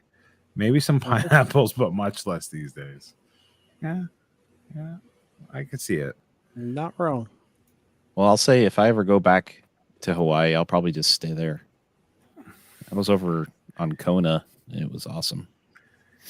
Plasma says, first of all, Izzo says Molson is doing all the talking tonight. Poor Joe Brett can't get a word in. The problem is Molson feels the pressure to talk because Joe Brett never says a word, and Steve is just like, what? Yeah. You know what I mean? Yeah. Molson is doing a great job tonight. We're going to have to pay you a little extra. And then Plasma Storm says, at least Dog is a licensed bounty hunter. Are those like those Cracker Jack bottle? Remember the Cracker? What were they, like popcorn with caramel on them? Yeah, you guys remember Cracker that Jacks. snack? Yeah. Cracker Jacks. Cracker Jacks. Is that like the little license you got of the Cracker Jacks? I was going to say their license isn't a whole lot different than mine. Listen, around here, it's a Cracker Jacks license. Okay, let's be honest here. So, There's a sailor on the box for Cracker Jacks, though, so that's cool. remember you used to get like that little prize in the Cracker Jacks? Oh, so I'll tell you guys the story. So we used to live in I lived in Montreal until 7 years ago, the French part of North America. And when I was 3 or 4 years old, we lived in an apartment in this town called Verdun. And it was pretty rough neighborhood. So like we lived in the second floor of like a townhouse, sort of a apartment place. And beside us was an abandoned school. And they're actually skinheads that lived in that abandoned school. But anyway, so one day, and I remember part of this, but my mom was on the phone talking with a friend, deep in conversation. And my two sisters who were older than me, they were there. And I said to them, do you want anything at the store? And they said, no. So I just left. And I got on my tricycle. And I rode my tricycle down the street, turned the corner, kept on going. I crossed an intersection, kept on going, went into a corner store. Until about 8 years ago, I always call the corner store a dépanneur because in French, we always call it a dépanneur. And then finally, I figured out it's called a corner store or convenience store. Anyways, I bought a whole slew of things, and I went home, and my sisters, their reaction was like, "What the heck? Like, what did you steal that? Where did you get it from?" I had all kinds of candy, and I felt so guilty. I shoved it underneath my dresser, and then my mom comes in. My sisters ratted on me. They went and told my mom, "Dan got all kinds of candy," and my mom comes in off her phone call. She's like, "What did you get?" And I pulled out piece by piece underneath the dresser. I literally had Cracker Jacks, like Twizzlers, licorice. I had all bubble gum, everything. And she's like, "How did you pay for that?" And I said, "I paid with money." And she knew I didn't have any money. So she grabbed all the candy, she put it in a bag, and she stormed me down back to the corner store. And she went in, she put all the candy on the desk, on the counter, and she apologized profusely to the clerk. And she says, "I'm so sorry. My son stole all this stuff." Nah. And the guy was, I don't know what he was, but he says, "Ma'am, no. Your son paid for the food, the candy." And she goes, "What do you mean?" And he takes a dime out, 10 cents, and he pushes it across the counter. He says, "Your son came in and he put all the candy on the counter. He put a dime across the counter, took it, and he left." And he says, I couldn't say anything. It was so cute. He says, "I just let him go." And so he goes, "Your son paid for all the candy." So he let me keep the candy. And my mom still scolded me because I left without permission. But that was the Tricycle Bandit, where I stole candy for 10 cents. So kind of like the government. So yeah, it's good. There you became an entrepreneur. I became an entrepreneur. I became qualified to run the government. That's what I became. Yeah, 3 years old. Yeah. Take a lot for nothing. That's why you're so good at business deals now. Shaq and Greg, welcome. Hey, Greg. Put a dime on the table and take it or leave it. Mm-hmm. Put a dime on the table and Greg shows up. Stories. I got Greg. You know I got all kinds of stories, but I just can't share them on YouTube. Yeah, I got a call today from a job site, huge job site, and how's it going? And they said horrible. I said, "What's the matter?" They said, "We have to redo all the basement floor. It's a big construction site." I said, "Why?"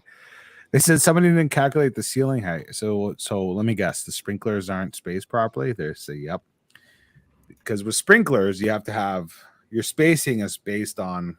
I'm not a mechanical engineer, but your sprinklers are based on how much they can spread in the ceiling height, right? So the building is done and they got refused because they didn't realize that the shorter the ceiling goes, the closer that the sprinkler heads have to go. So they have to rip it all out and redo it. So, but anyways, Greg, I got to keep PG stories. So don't be a bad influence on me. It's okay. Drink up, buddy. I was going to say the other stories are for the after chat and Discord, right? That's right. Listen, it is Valentine's and I'm spending it with you 9 folks or 8 folks. So, and 90 people in the chat. So, oh, I forgot about it being Valentine's Day. Yeah, All day I was just thinking 100 episodes of Clubhouse. I was telling everybody, happy Clubhouse Day, and didn't even think about Valentine's Day. You know the best part about this day? It's 2 months till my birthday. That's the best part. That's the only thing that's good about it. Congratulations. TC Fitz with another 5 gifted memberships. Oh, look at that. TC Fitz on the move tonight. He's on the chip tonight. Yeah. You know, it's we are here doing Valentine's Day together, but the reality is, if you would ask my wife now how many of our wedding anniversaries that we spent together, she would probably tell you 2. So for the longest time, every year in August, I had a work commitment outside of where we live. And so I actually spent most of my wedding anniversaries with customers. And so this year you're going to spend it in Huntsville.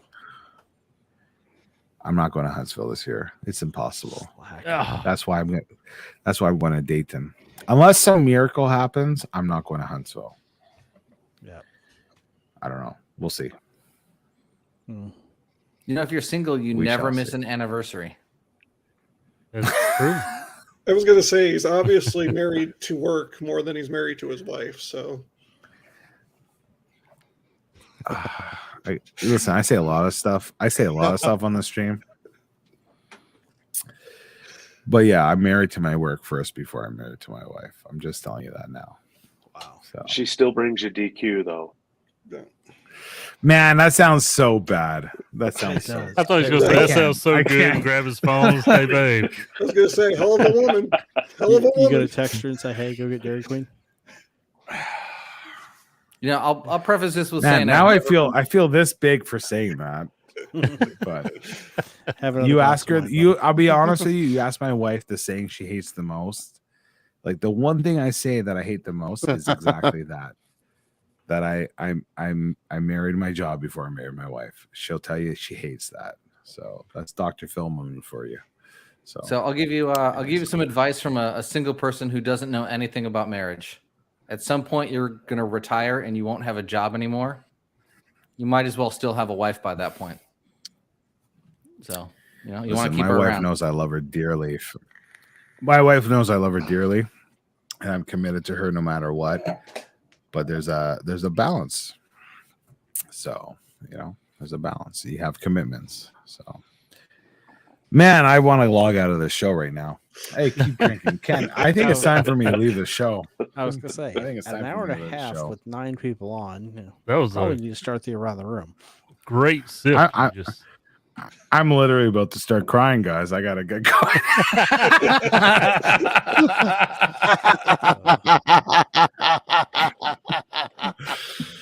Molson, how much wine's left? Oh, enough. I'm just being an idiot, guys. Stop it. Someone's got to keep the doing you great. guys. I know. So I'm the butt of all jokes. So, So, Greg, what do you have going on, buddy? Not much. Just got in the shack a little bit ago. I told you I was going to watch Clubhouse tonight, but I was late. I had some kids stuff to do, so got back from that. You're on bathroom detail. You know how it is. Now I'm just catching up on bourbon and smokes, you know.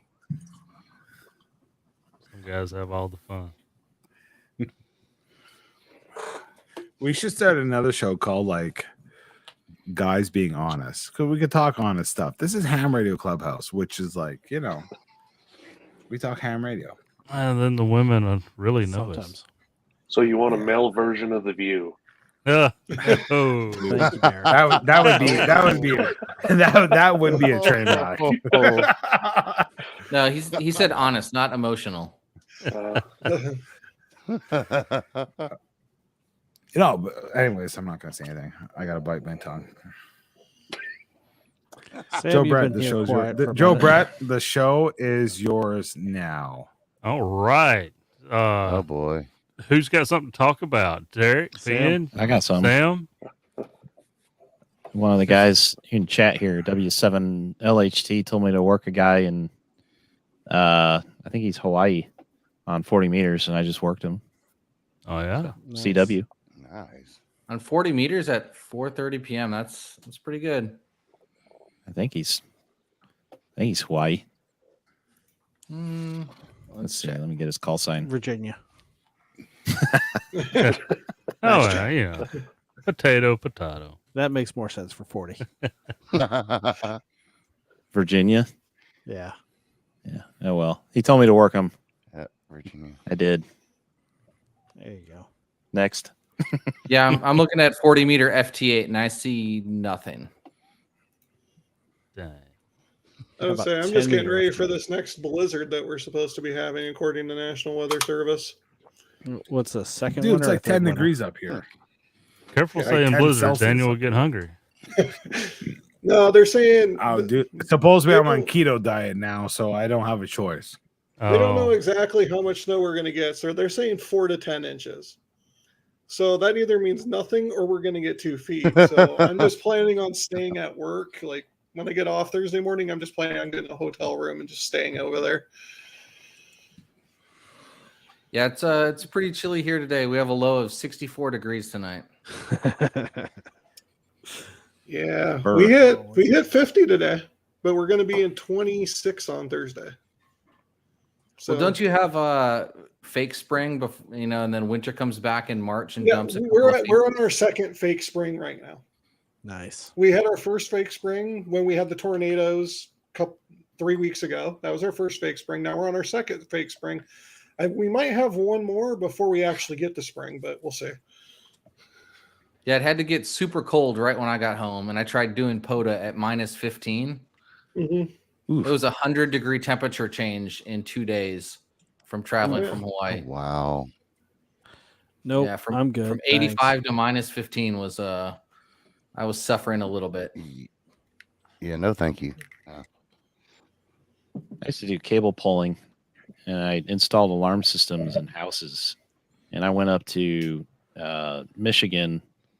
I don't know. I was probably 50, 60 miles from the border of Indiana. And it was like negative 20 that day. And we had to get the little salamander heater out to heat up the cable. And yeah, that was fun. Otherwise, the insulation it turns into like super brittle and shatters everywhere. So I'm sure antenna wire does the same if it's insulated. Wouldn't it be the same wire? PVC insulation. There you go. I was going to say, I think this is the most quiet I've ever heard Derek. Go ahead, Derek.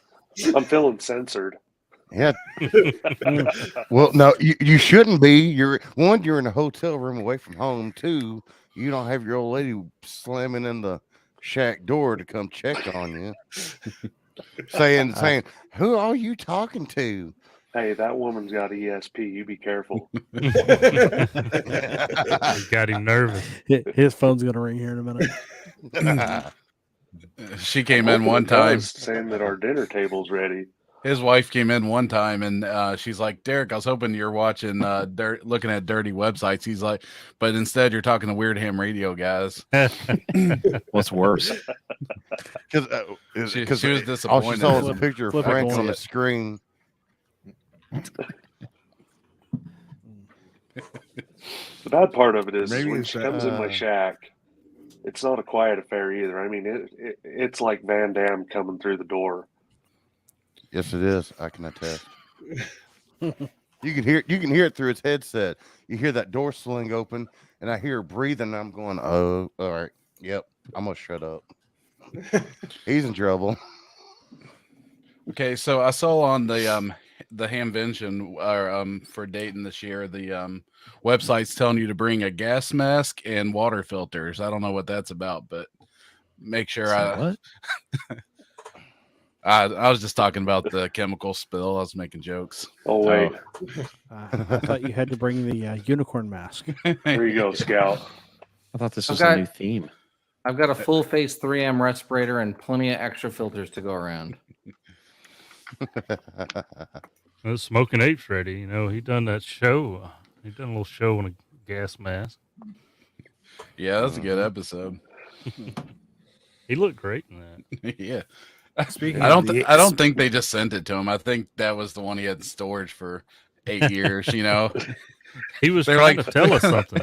They're gonna send him one. They're gonna send him one to do a review on. He's like, done got one. Don't need it. And then already got it. Well, he's not gonna give out his address for them to send one. Put it in the closet with a bow fang. Hopefully it works in 8 years. Speaking of Ape, it was great to see the picture of all. Great to see the picture of all the YouTubers together at the Hamcation. Even some YouTubers that aren't necessarily part of the core group there. So that's pretty awesome. That little fringe tubers. I think. I was gonna say, Yeah. you want to get all the YouTubers in one place? Just tell them Ape someplace. Listen, all the Ham YouTubers, they're an accepting bunch. Doesn't matter who you are, and so big and small, it was great to see them all. So. Yeah, I think Sideboom had a great picture on Twitter of that, so it was fantastic. So, I wonder who made that one. Is that the doctored one? If you don't know the inside joke, you don't know the inside joke. Just leave it at that. Move on. There's another 10 seconds, and we'll be on to another topic. So just leave it. So Ape is a real person. No, we got photo evidence. He's still an AI. That was a figment of our imagination. It's the Chat GPT, right? Right. I'm still waiting for AOTA, Apes on the Air. so we can finally get his call sign. He's given his call sign out. Yeah, apparently he's in my log. I just don't know his call sign, so I couldn't send him a QSL card. Kilo Tango 0 Alpha. Yeah. Okay, Toads. Put That was your up chance. there. Joe Brett. Who else? How quick you Hold on, And it's you gotta go. share that. You know, you put it up there. You might as well just put it up there for more than a second. All right. This is on you, Joe Brett. Ape is our There we go. internal head voice. Who's the little dude? That's the running joke. Listen. Yeah. If you don't know, you don't know. It's okay. Don't feel bad. Don't feel bad. Yeah. All I know is Minnesota or Wisconsin, something like that. Like I said, the little one, not the short one. So I checked my log here while we're on the air, and 3 of y'all aren't in my logbook, and that makes me sad. Probably. I'm in your logbook, and I'm very happy that I got in your logbook. Yeah, you're in there. Derek's in there. Kevin's in there. Joe Brett and Steve's in there. Okay. all right. I am try- not in there under Did I make it? KH call though. Eric, let's try this now. Let's see if we can do it. Oh, Eric, am I in your logbook? I don't think so. No.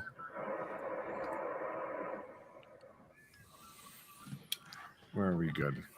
We're gonna try this. No, Matt, I don't have you in my QRZ logbook at least. So, and all of my POTA stuff gets uploaded there. Greg, you might be. I just don't know your call sign. It's Kilo Delta 9 MUG. That makes me sad when people don't have me in their logbook. So, Eric, what band did you usually get North America around this time? Like North. This North time, America. 20 meters. 20. Let's try it. Choose a frequency. You let me know. I mean, it's probably not going to work. I have a potato antenna in my house right now. Daniel's got to help. He'll do the work. He's a powerhouse. I gotta be one of those guys who's gonna tune up on frequency. Let me try. I have very big antenna troubles where I live because I'm not allowed to. It's I can't put anything in the house. No antennas. I can't even run my Starlink cable into my house. They wouldn't let me drill a 1/4-inch hole. Wow. Oh, you rent? No, I live on. It's privatized housing that the Navy. It's like a private. I don't know how it works. Why don't you just use their antennas? The Navy's antennas. I can't. If do they're that in my worried, dude, I don't understand how they're such sticklers for you guys, and then meanwhile they let big ass balloons fly over America, spying on your bases. Like, it doesn't make any sense to me. Yeah. So I'm just so an are IT guy, so I don't know. Yeah, that's what they all say. That's not my portfolio. I don't take care of that. That's not my job. No, okay. What frequency you got? Are you able to do any HF at home or no? I have a mag loop right now. Let me see what 20 meters is doing. Ken says that was a big arse balloon. Okay, I will be honest with you. There's something a little bit weird about this whole balloon situation. 4 shot down. I don't know. There's something going on here. It's all a smoke screen. I honestly a distractor. Is it still dark there? 15 might work. 15? Let's try it. Yeah. If I had my dipole out for doing POTA, I could definitely get you. Choose a frequency. All right.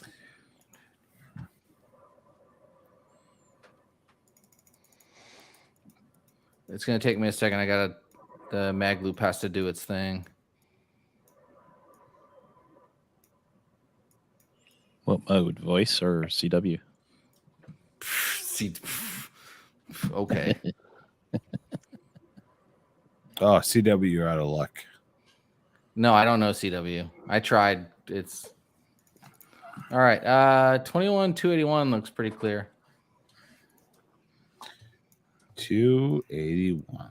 Let's try this.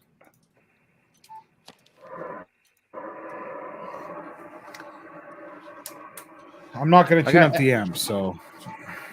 Well, you might have to. I have S5 noise right now. Goodness gracious. Yeah, I do too. That's what I've got. I need to hook my radio back up. S5's nothing. Well, I get down to S0 at the park. Yeah. Is this frequency in use? K90i.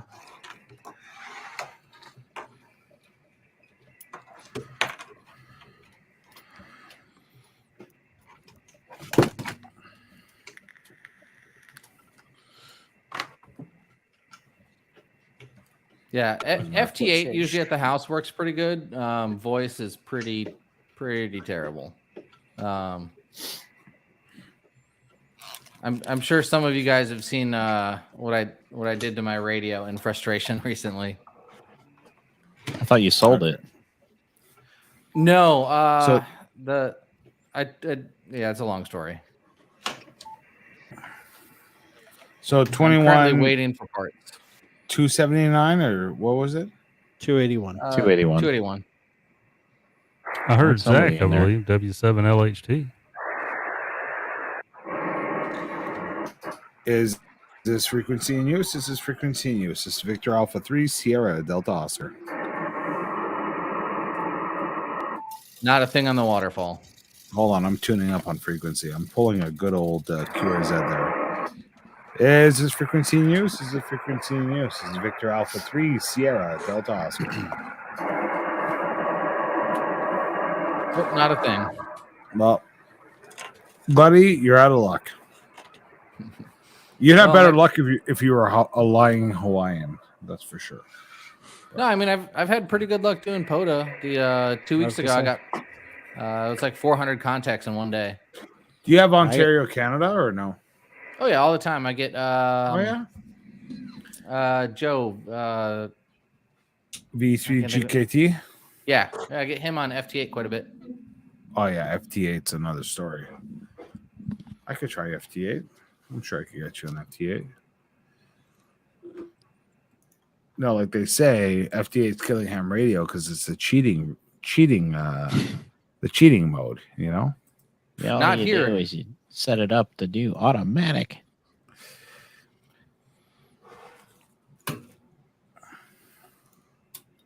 I did work all states on FT8. Felt pretty good There about you it. go. Let me see if I can do this. I think What, I got worked all states from just doing park to parks. You can see Nice. you can see Joe Brett's transmitting because you'll watch that monitor behind him. Oh yeah. All right. I was 20 wondering what meters that is was probably about. the best. All right, give me a minute. I don't know who Joe's talking to because he's muted. But I'm just imagining Joe Brett saying some bad things, racial Nah, he's on the slurs. air. I was making contact with Zach, W7LHT, 21281. nice. Give me a 3-3. All right, let's see if I can do this. So 14. Ooh, 20. Hold on. Let me turn off my lights. See if that's QRM in me real quick. What frequency on 20? Are you for voice or for data? FT8. Go up Looks to 14080. So FT4? Wait, is that FT4? It is. All right, then no, FT4 is higher than that, isn't it? Should be. Or 14088. Anything that's open. Joe Brett, what frequency, what band were you on when you're transmitting? 15, 21. Is that the only one that messes with that monitor sometimes, or do you have issues? It's not the monitor; it's the cameras themselves outside. I've got the cables ran along with the coax and stuff, so they don't like it. Yeah. You should see it when I turn the amp on. They change colors and everything. Yeah, I've been thinking about trying to do POTA with an amp, but after the last couple of weeks, I don't think that'd be good. And honestly, I mean, you get over that sweet mark of 20 watts when you're POTAing, and I think you're doing just as well. I'm not sure that but lugging an amp. It's around 100 watts. There's thousands of hams with G5 RVs at 12 feet in inverted W configurations that need Hawaii for POTA. So, if they're not going to get a better antenna. So what are y'all trying? FT8? Is that what you're trying? 20 meters? Well, supposedly, but I can't get my damn computer to hear my radio. I don't know. Let's see, audio. Well, see, I've got audio problems as well. I mean, obviously my mic's working, but the software is not showing it's working. I don't know what's going on here. Okay. Oh. Yeah, for a while I felt like a real true winner when it came to ham radio. I had a Flex hooked up to a pair of ham sticks. Good night. There you go. Okay, I'm gonna call CQ. Let me turn down my okay. And you're on 14088? No, I'm on 14074. The FT8 frequency. He was trying to I mean, you can use whatever. Yeah. He was just looking for a clear frequency so you wouldn't be QRM'd with other stations. Yeah, because if I call CQ, good night. Really? I will have, if you reply. Instant pile up. I will have 14 stations that all begin JA, JL, JR. Okay, well, I'm calling CQ. I got 20 watts going out. Let me push that up a little bit. Let's go 60 watts. See what we can do. I got Mexico stations coming in. We don't discriminate on FT8. Bring them all. So you're not going to 14088? I see Kilo 7 Charlie Alpha Romeo. That's I guess cool. not. What's that? So you're not going to do you guys at? 088? I'm on why can I go to 088 for FT8? Yeah. Yep. Yeah, absolutely. Really? Shit, look at that. I'm going up to 74 is just the standard. All right. If you're trying to make like a purpose communication for FT8, I find it's always easier to go off frequency because you're only trying to decode one signal. Yeah. And then just make sure that you put decode into deep and then enable a priori mode. Oh, I see Joe Brett K5YVY. Already? Wow. Oh, dude, look at that. I'm coming at you. Boom. You see me? Not yet. It ain't through. FT8 mode. No, I did not get. Let's see. Deep. Decode's deep. And what else did you say, Eric? AP mode. Enable AP. Oh. Where's that at? It's under the decode menu. I'm calling you, Joe Brett. You better answer. I'm listening. Or I ain't buying that red car off you. See, it's full circle, guys. Full circle. I told you at the beginning of the show. It always goes full circle. Oh.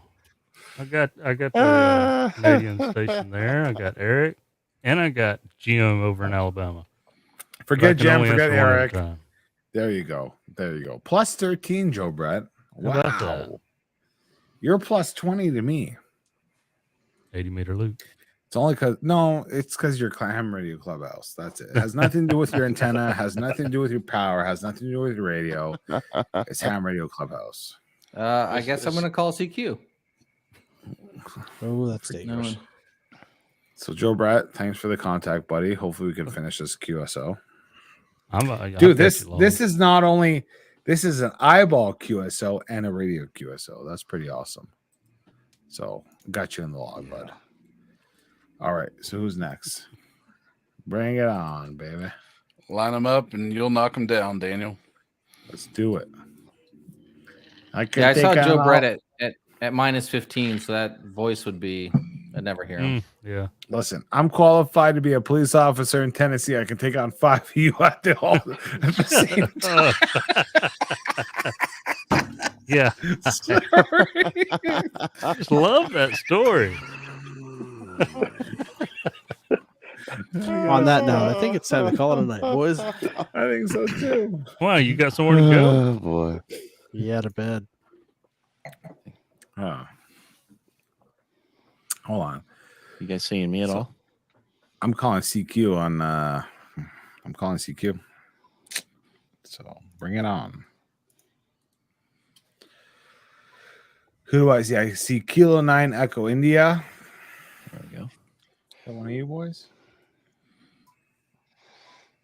Nope, it's not. Who is Kilo 9 Echo India? I know that call I sign. don't know. He's on the stream. The guy below you. Is it you? Shit. Me, man. There you go. I'm calling you back, buddy. I was like, I know that call sign. I see Eric in there. Hold on. Do you see me? That's the question. If not, I'll pump some juice. I see VA3SDO. That is me. Talking to Joe Brett.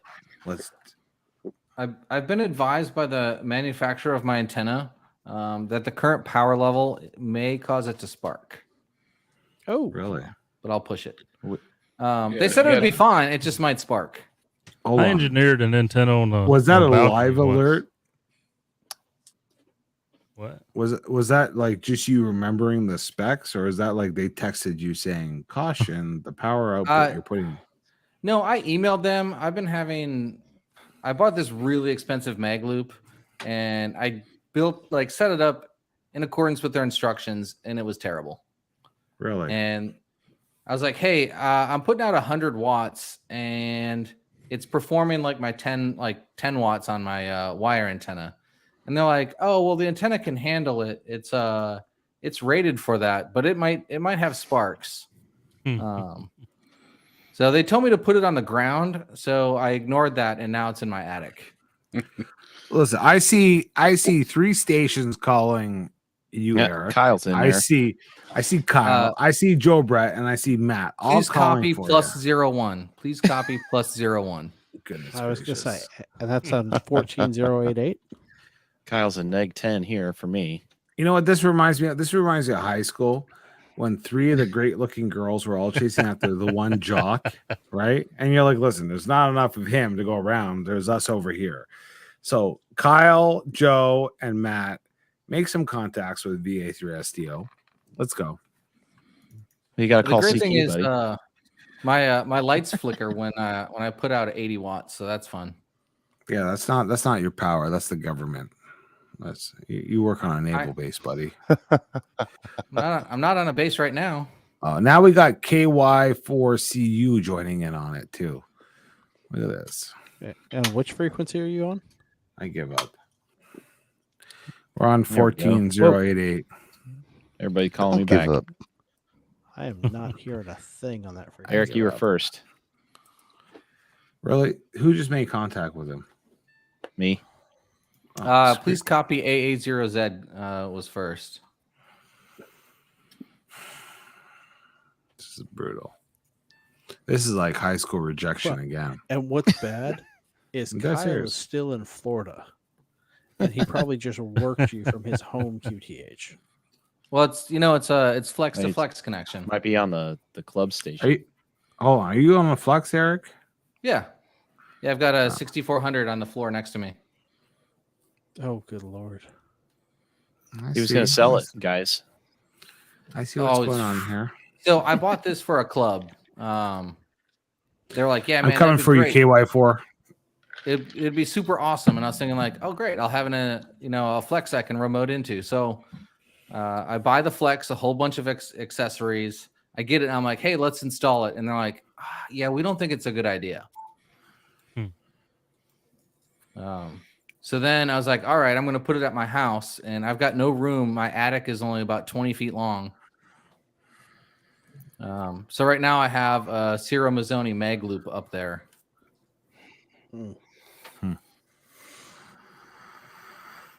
Oh, my SWR is way off. Well, Yeah, so fellas, I've I been, think I'm going to bail out and figure something out for dinner. Yep. Take care, Derek. Always a Derek, pleasure. thanks for stopping by. Hey, See you Derek. guys. Love you. Happy Eric, 100. See ya. All right, Keep it Derek. up.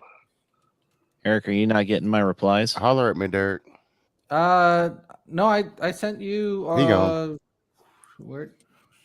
Kilo Yankee 4 Charlie uniform. Thank you very much for the contact. I sent you RR73, and then you restarted the QSO. Dang it. Who? Who? Matt did. Oh, we don't listen. The stream doesn't care about Matt in your contact. They want to know about my contact with you. Well, I don't see you calling me. Well, shit. I got Kyle calling me. I don't see anybody on the Hold waterfall. on, Kyle, I'm coming for you, buddy. Hold on. Ooh. Are we QRMing FT8WW right now? I don't know. Somebody's gonna be like, "This is cheating. This is like coordinated contacts and not necessarily contacts." It sure the hell is. We're having fun. So buzz off Exactly. Factus.74. Go back to QRZ. Like I'm the biggest curmudgeon about certain things, but if anyone tells me I'm not doing ham radio, I don't care. Like I have a ham radio sitting next to me and I'm using it. There's a point where you allow so there's the rules, you follow them, that's fine. But there's a point where you lose the joy and the spirit of a hobby, right? You know what I mean? Like obviously you don't tune up with people talking, you share the frequency. That's all. That should be basic operator, Mm-hmm. But the biggest thing is not allowing your attitude to steal your joy.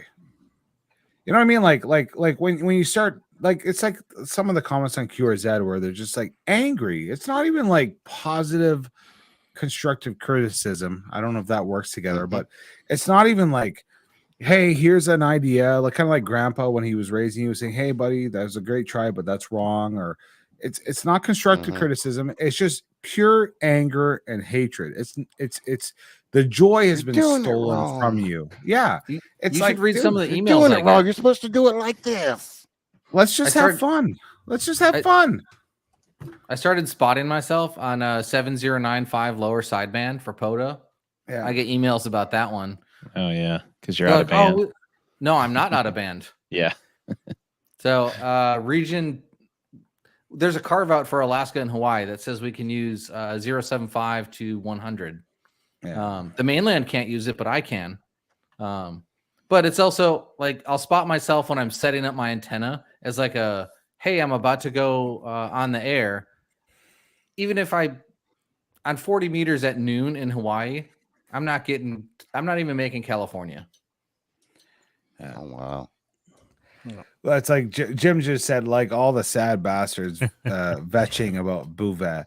So I haven't been following that, but recently I saw some comments and the videos on Bouvet and criticism of other operators and their attitude towards the guys who've been doing Bouvet. Like I said, yeah, didn't take a bullet for the country, but like the guys have went out there and there's some comments on the spotter pages who said, they're not really on the island. Like, I don't know. Sitting in my house here, living my life, it's a pretty far stretch to say that somebody is not like that would be like me, Eric, saying that Eric is not in Hawaii right now. Like, listen, you either have to have a lot of proof and a lot of supporting evidence to support what you're saying, or just shut the hell up.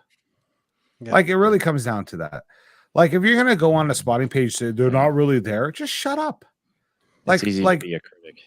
Like, what do you have? Your own friggin' own satellite that's doing photo optics of it or photo pictures of it, like to prove it?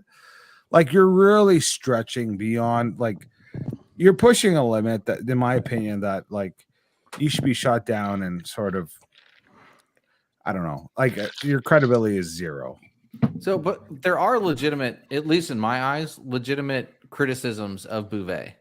So, like, in my opinion, as soon as you start soliciting money for QSL cards, $50 prepaid, like, hey, you're going on this trip, you know what you signed up for, like. But Eric, that's everything, right? Like for instance, 13 colonies, I got to pay $5 for a QSL card. Right? I think that's what it is. It costs money. They have to pay for the dolphins to swim the card back. You know, it's but if you're gonna like I agree with you that to me that crosses. I would say, and Eric, I give you credit on that. If you have they're to asking pay $50 ahead of prepay $50. Yeah. I would say that if they were a real charitable organization that was coordinating some sort of effort, you can justify it in the whole bullshit bureaucratic politics. You know how government swindles money, but in reality is if they're saying $50 for QSL card, I would say I'm not taking this is the first I hear of it, but I sort of understand that. Like your criticism of that, but at the end of the day, there's a lot of nasty comments that have nothing to do with the QSL card. That, in my opinion, are unwarranted. I would say, like I said, Eric, this is the first I hear of it from you. I'm not saying it's wrong. I just never heard it before. I would say that's questionable. 100%. You don't have that's to. questionable. They have a policy where if you donated, you got your cards first. My concern is if you're asking average hams to help foot the bill for your trip, there's an expectation in my mind that you plan better and have better resources. Like, you're going into one of the hardest places on the planet to get to. Like, that was have a good plan. Well, that was the thing that they messed up, I think, on just they overplanned. Did you see their layout stuff they were taking? Yeah, the list of stuff they were taking, the layout of all the antennas, it made it like this huge operation. Yeah, and if they pay for it themselves, or if they get sponsors, hey, if they fail, they tried, but they paid for it themselves. If you're asking me to pay for it, I have expectations. Yeah, but Eric, I would challenge that. So put them aside, right? So I agree with you. $50 for QS, whatever. I think that's nonsense. Okay. But what about the hams who say, you send me a QSL card before I send you one, or send me $2 and I'll send you a QSL card? I don't like to me, it's the same bloody thing, right? I got you, Kyle. Hang on, Matt. I think it's come like I said, this is the first I hear of it. I think it's kind of shenanigans. I think it's nonsense. $50 for a QSL card. Obviously, it's a way to fundraise money to help the expedition. I don't know what the, how would you say it? I don't know if that's on the up and up. That's not my thing.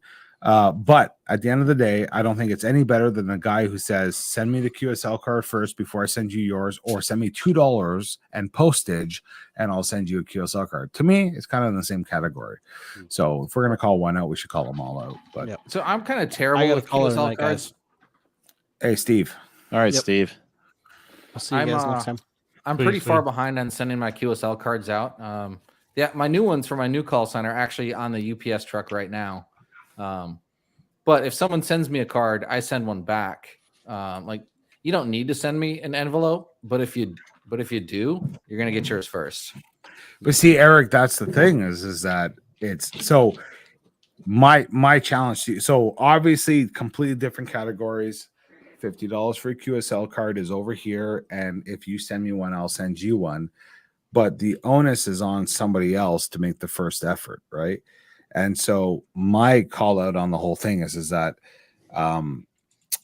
you're requiring somebody else to be the first to make a financial investment before you get it, right? And so to me, as a regular operator who doesn't have QSL cards or anything else like that, and I could care less about QSL cards, if you have to pay $50 over here, or the guy over here says, I will only help you if you send me money, to me is the same thing.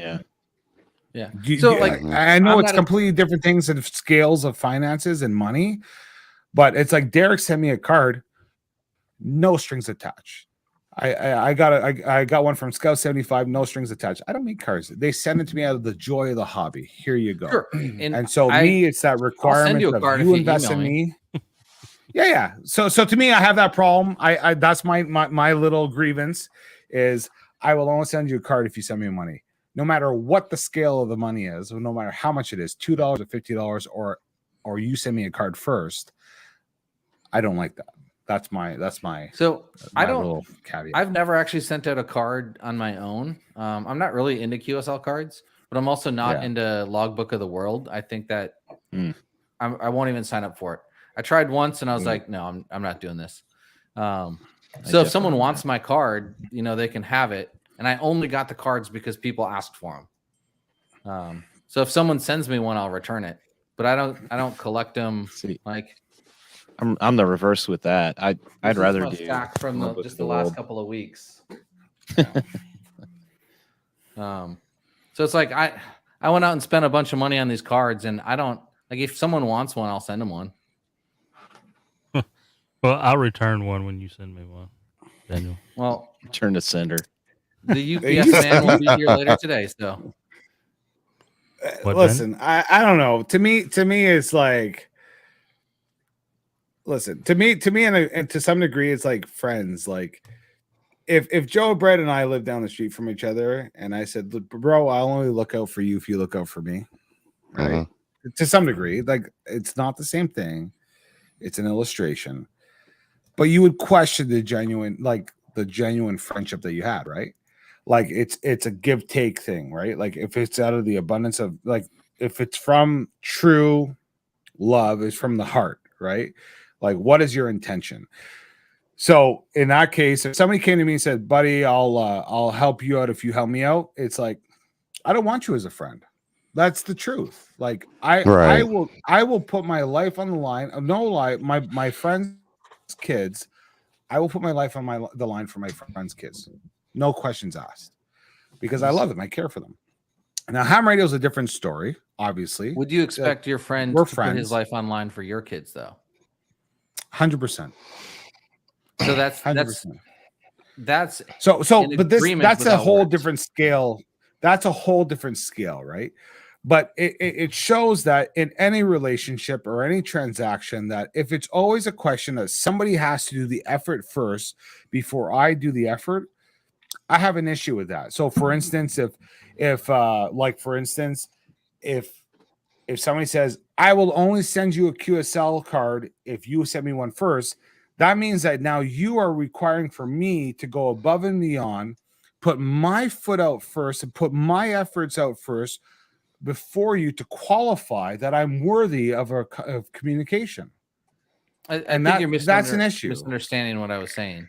No. I'm not talking about you, Eric, because I like you. But I mean, in general. No. Yeah. Eric. This is not a you problem. This is a ham radio problem. Because I was saying, like, for me, I like if you, someone Eric. Don't worry. If someone sends me a card, I send them one back. No, for sure. Like I'm not collecting cards, but if someone's like, "Hey, they send me a card and they say, "Hey, please send one back," I'm like, okay. Or if they email me, "Hey, you're not on Logbook of the World. Can I get a QSL card?" Okay. Yeah, I do like how you turn this into a Valentine show after all. No, but Eric, I know, Eric, if I was to email you and say, "Buddy, I want a QSL card from you," you'd send me a QSL card. And I know if anybody sent you sent you an email, say, "Buddy, I'd like a QSL card from you," you send one. I know that. There's a lot of guys like that, right? There is that issue of the question of I can't just endlessly send out resources of money, QSL cards, order thousands of QSL cards, pay the postage for an endless amount of people. There is a balance to the situation, right? But there are some people who make it a business.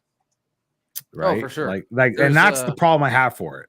Like, send me $2 and postage, and I'll send you a QSL card. Right. I saw one recently on their QRZ page. They wanted $5 for Logbook of the World confirmation. See, that's what I'm talking about. That's bullshit. That's ridiculous. That's nonsense. That is completely against the spirit of the hobby, in my opinion. You want to call people out making money on people call out YouTubers for just making videos that cost them more time than it's even worth. $5 and thinking that they make money, and then they go and charge the same people go and charge you $5 for a QSL card plus postage, right? That's the problem I have. I don't have a problem with listen, at the end of the day, I couldn't afford to send out I have I think 3, 4, 5,000 contacts in my log. I can't afford it. I can't afford to send QSL cards to that. That's nonsense, right? Mm-hmm. But there comes a point where, once again, it's my opinion. And in the spirit of Americans, I'm allowed to have an opinion. Well, like this is the stack I've got since January. This is the stack I've got this week. Yeah.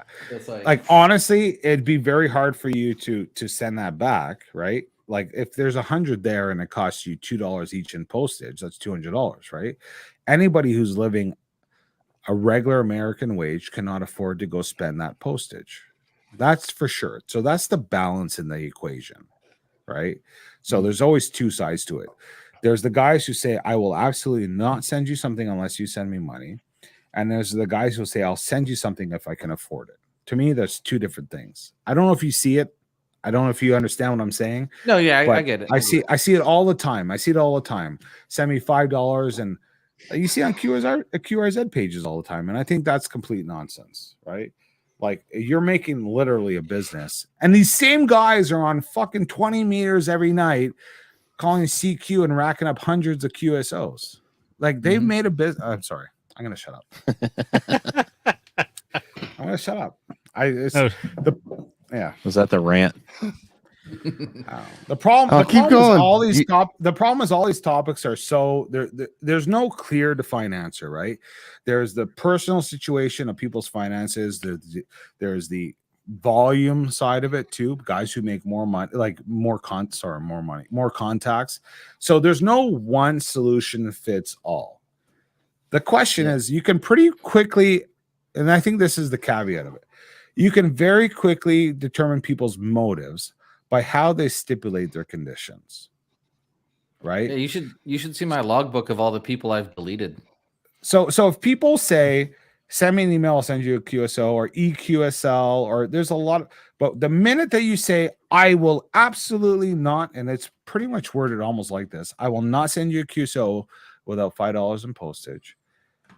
To me, that's their intentions are not necessarily lined up properly. Let me check mine real quick. What does mine say? What does yours say? I'm going to look you up right now before you change it. Yeah, it just says sending a self-addressed stamp envelope makes it a lot easier for me, so you get added to the top of the list. You know what? So that to me is an explanation that understands that every average Joe can understand that, you can't afford, especially in Hawaii. Well, it's not. No, it's the same price for postage. Well, shit, you guys are lucky in the U.S. No, it's just like if I have to go there and write your address out, if I can just literally write the QSL details on there, dump it in an envelope and put it in my mailbox, that's much easier. So those people, I can do 10 of those in the time it takes me to write out one envelope with my chicken scratch handwriting. Yeah, I don't know.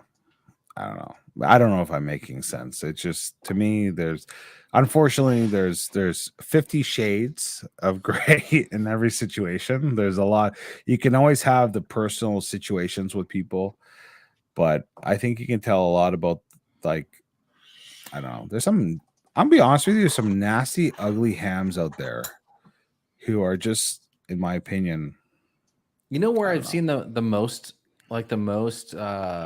terrible behavior lately is on 10 meters. Could be, I don't know. Really? And maybe it's not specific to 10 meters. Maybe it's just because when I use a 10-meter dipole, it's up higher because it's up 3/4 of a wavelength, so it propagates better. But 2 weeks ago, I got 400 10-meter contacts doing POTA, and the pileups, I'd stop every 30 minutes and say, we're going to pause for U.S. technicians only. If you're not a technician, stand by. And someone would throw out their 1x2, and I'm like, dude, you're not a tech, dude. You're just because the amount of people that would just in the middle of a QSO just start throwing out their call sign, and then I call them out on it and they respond. So obviously they hear, and I'm like, all right, bud, you're not going to be in the log. Get lost. I actually had to delete about 10 people out of the log. I'm like, I'm not logging you. Kick rocks.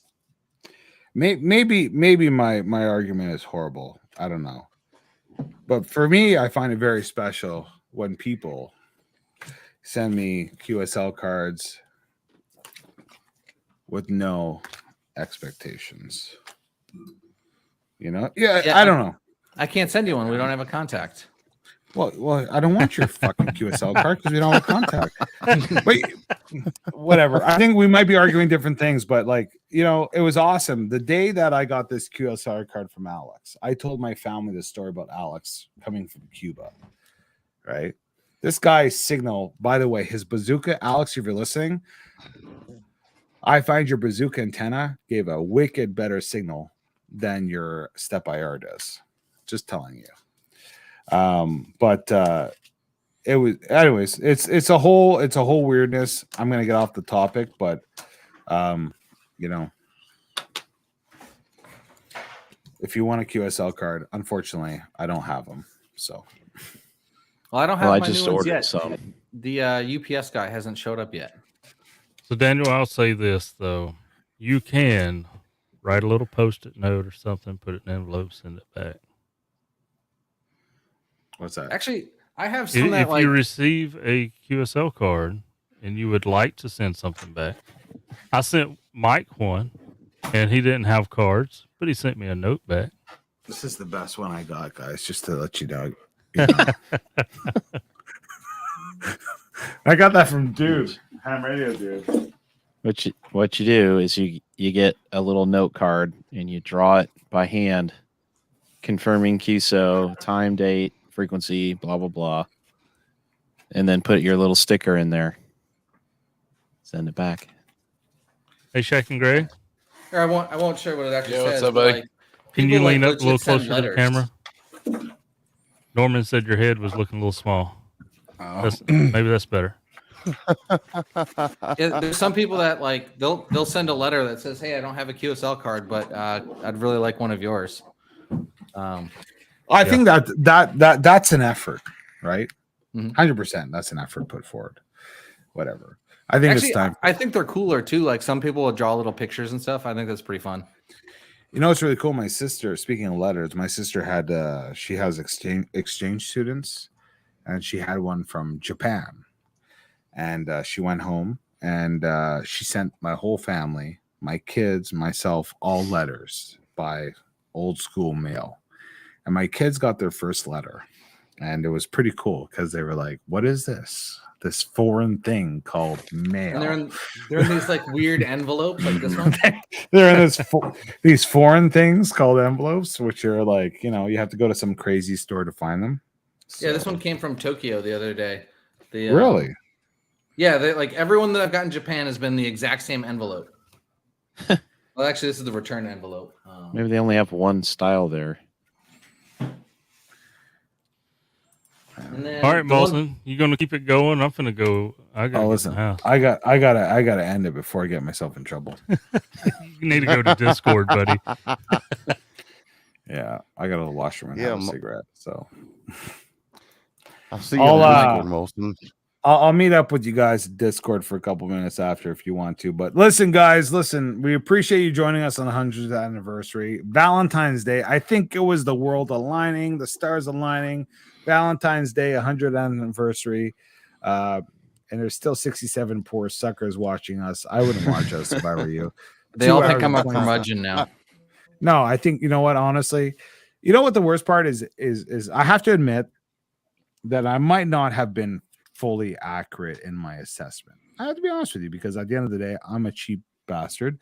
If I had 1,000 contacts, I just couldn't afford to pay to send 1,000 QSL cards. So I will give you that. And I might not have been fully accurate in my rant, but honestly, we appreciate everybody who's here, including you, Eric. Don't ever feel that I'm calling you out. We're having a fluid conversation, right?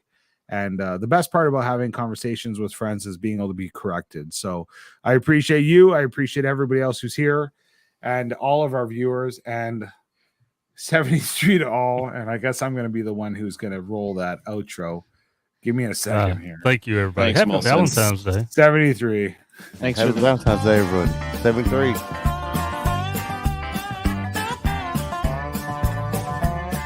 Here.